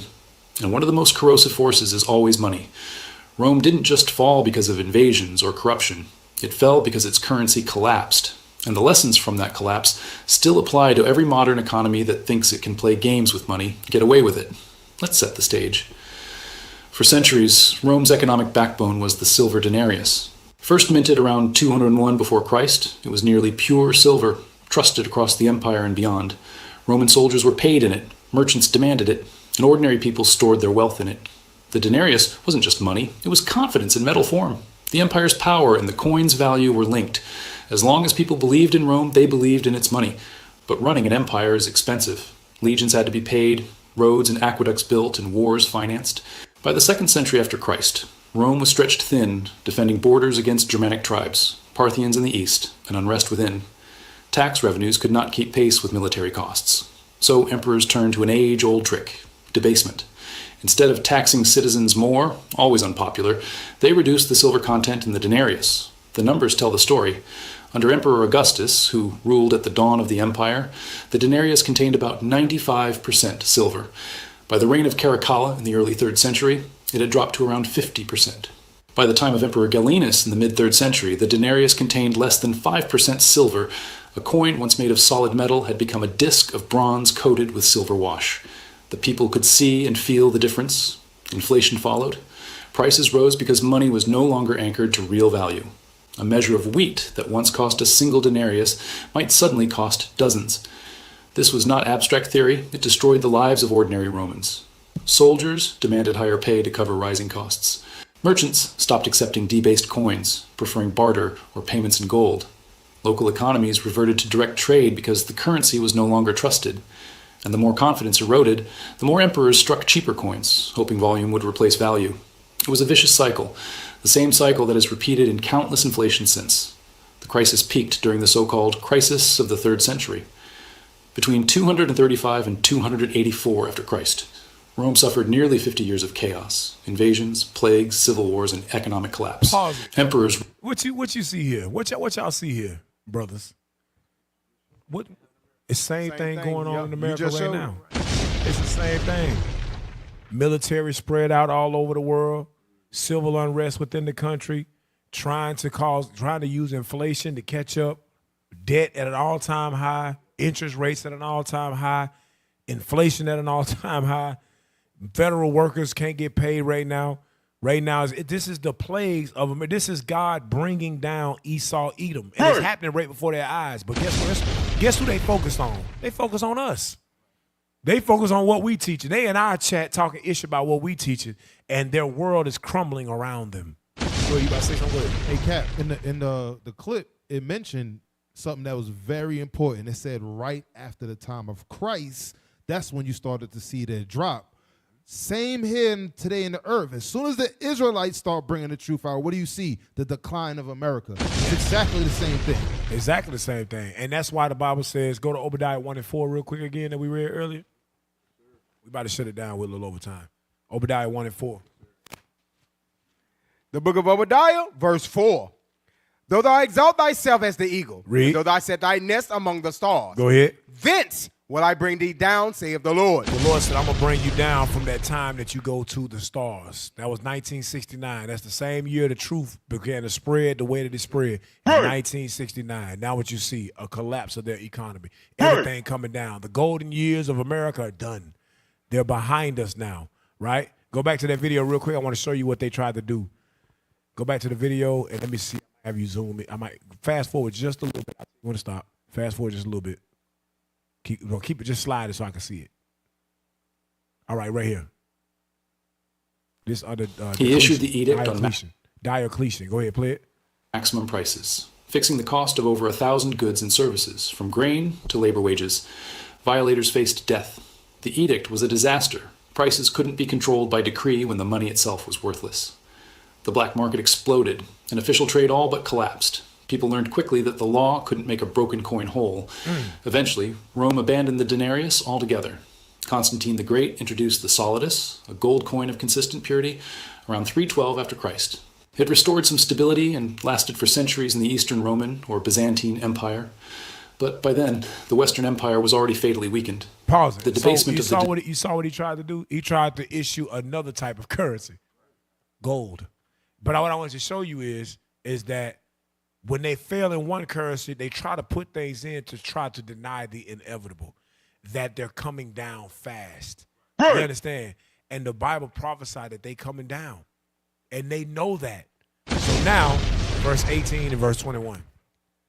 Obadiah, verse 18. So this is what you can look forward to. Go ahead. And the house of Jacob shall be a fire. Read. And the house of Joseph a flame. Go ahead. And the house of Esau for stubble. Come on. And they shall kindle in them and devour them. And there shall not be any remaining of the house of Esau. Read. For the Lord hath spoken For the it. Lord have spoken it. Skip down to verse 21. Verse 21. And saviors shall come upon Mount Zion to judge the mount of Esau. Read. And the kingdom shall be the Lord. And the kingdom shall be the Lord. 2nd Esdras chapter 6, verse 7 through 9. And the kingdom shall be the Lord. So you're finished. You're done. You're on your way down. It's declining fast. And the Lord is raising up saviors in this last day that you're going to kill or that you're going to imprison, because the Bible prophesied that you would do that to the prophets. And that in her was found the blood of martyrs of Jesus and of saints. But that's not going to stop the inevitable. Read. The book of 2nd Esdras, chapter 6 and verse 7. Then answered I and said, what shall be the parting asunder of the times? Go ahead. Or when shall be the end of the first and the beginning of it that followeth? Read. And he said unto me, from Abraham unto Isaac, when Jacob and Esau were born of him, Jacob's hand held first the heel of Esau. And that was symbolic. Watch this. For Esau is the end of the world. For Esau is the end of the world. Esau is here. He is the end of the Gentile kingdoms. Go ahead. And Jacob is the beginning of it that followeth. Since you love to use 4th Maccabees to try to prove that the Israelites went into slavery in Egypt and tried to sell themselves and nobody bought them, I'm going to use 2nd Esdras chapter 6 verse 9. I'm going to assume that you believe in 2nd Esdras as well. 2nd Esdras said Esau is the end of the world and Jacob is he that followeth. Meaning Esau will be the last ruling kingdom before Christ's kingdom. Meaning what? The Edomites are still here and they still exist. All praise to the Most High. So I hope y'all was able to get something from that show today. All praises to the Most High. So yeah, you're right. We should have wore red, man. We definitely should have wore red. All praise it. But hey, it is what it is, man. Look, like, share, comment, subscribe. As y'all already know, we on IUIC Raleigh 2 because they gave us a strike on our original IUIC page. It is what it is. It is what it is. Just stay in the spirit, brothers and sisters. Continue to like, share, subscribe. Like I told y'all last time, we had 5.2 thousand subscribers on IUIC Raleigh 2. We got almost 35 or 34,000 on the other one. Just bring all 34,000 of them over here. You know what I'm saying? Because, you know, the other page is down for whatever time it is. All right? So I pray y'all was in the spirit. I pray y'all send donations to help when you are able. Praise to the Most High. We definitely need it because we are traveling the 4 corners of the earth to do this work. All right, so with that being said, I'm your host, Captain Gedaliah. To my right, Officer Escar. To my left, Officer Michelle. My far right, Officer and my Menahem. far left, Officer John. And with that, that's another edition of Escaping the Plantation 2.0. Shalom, Israel.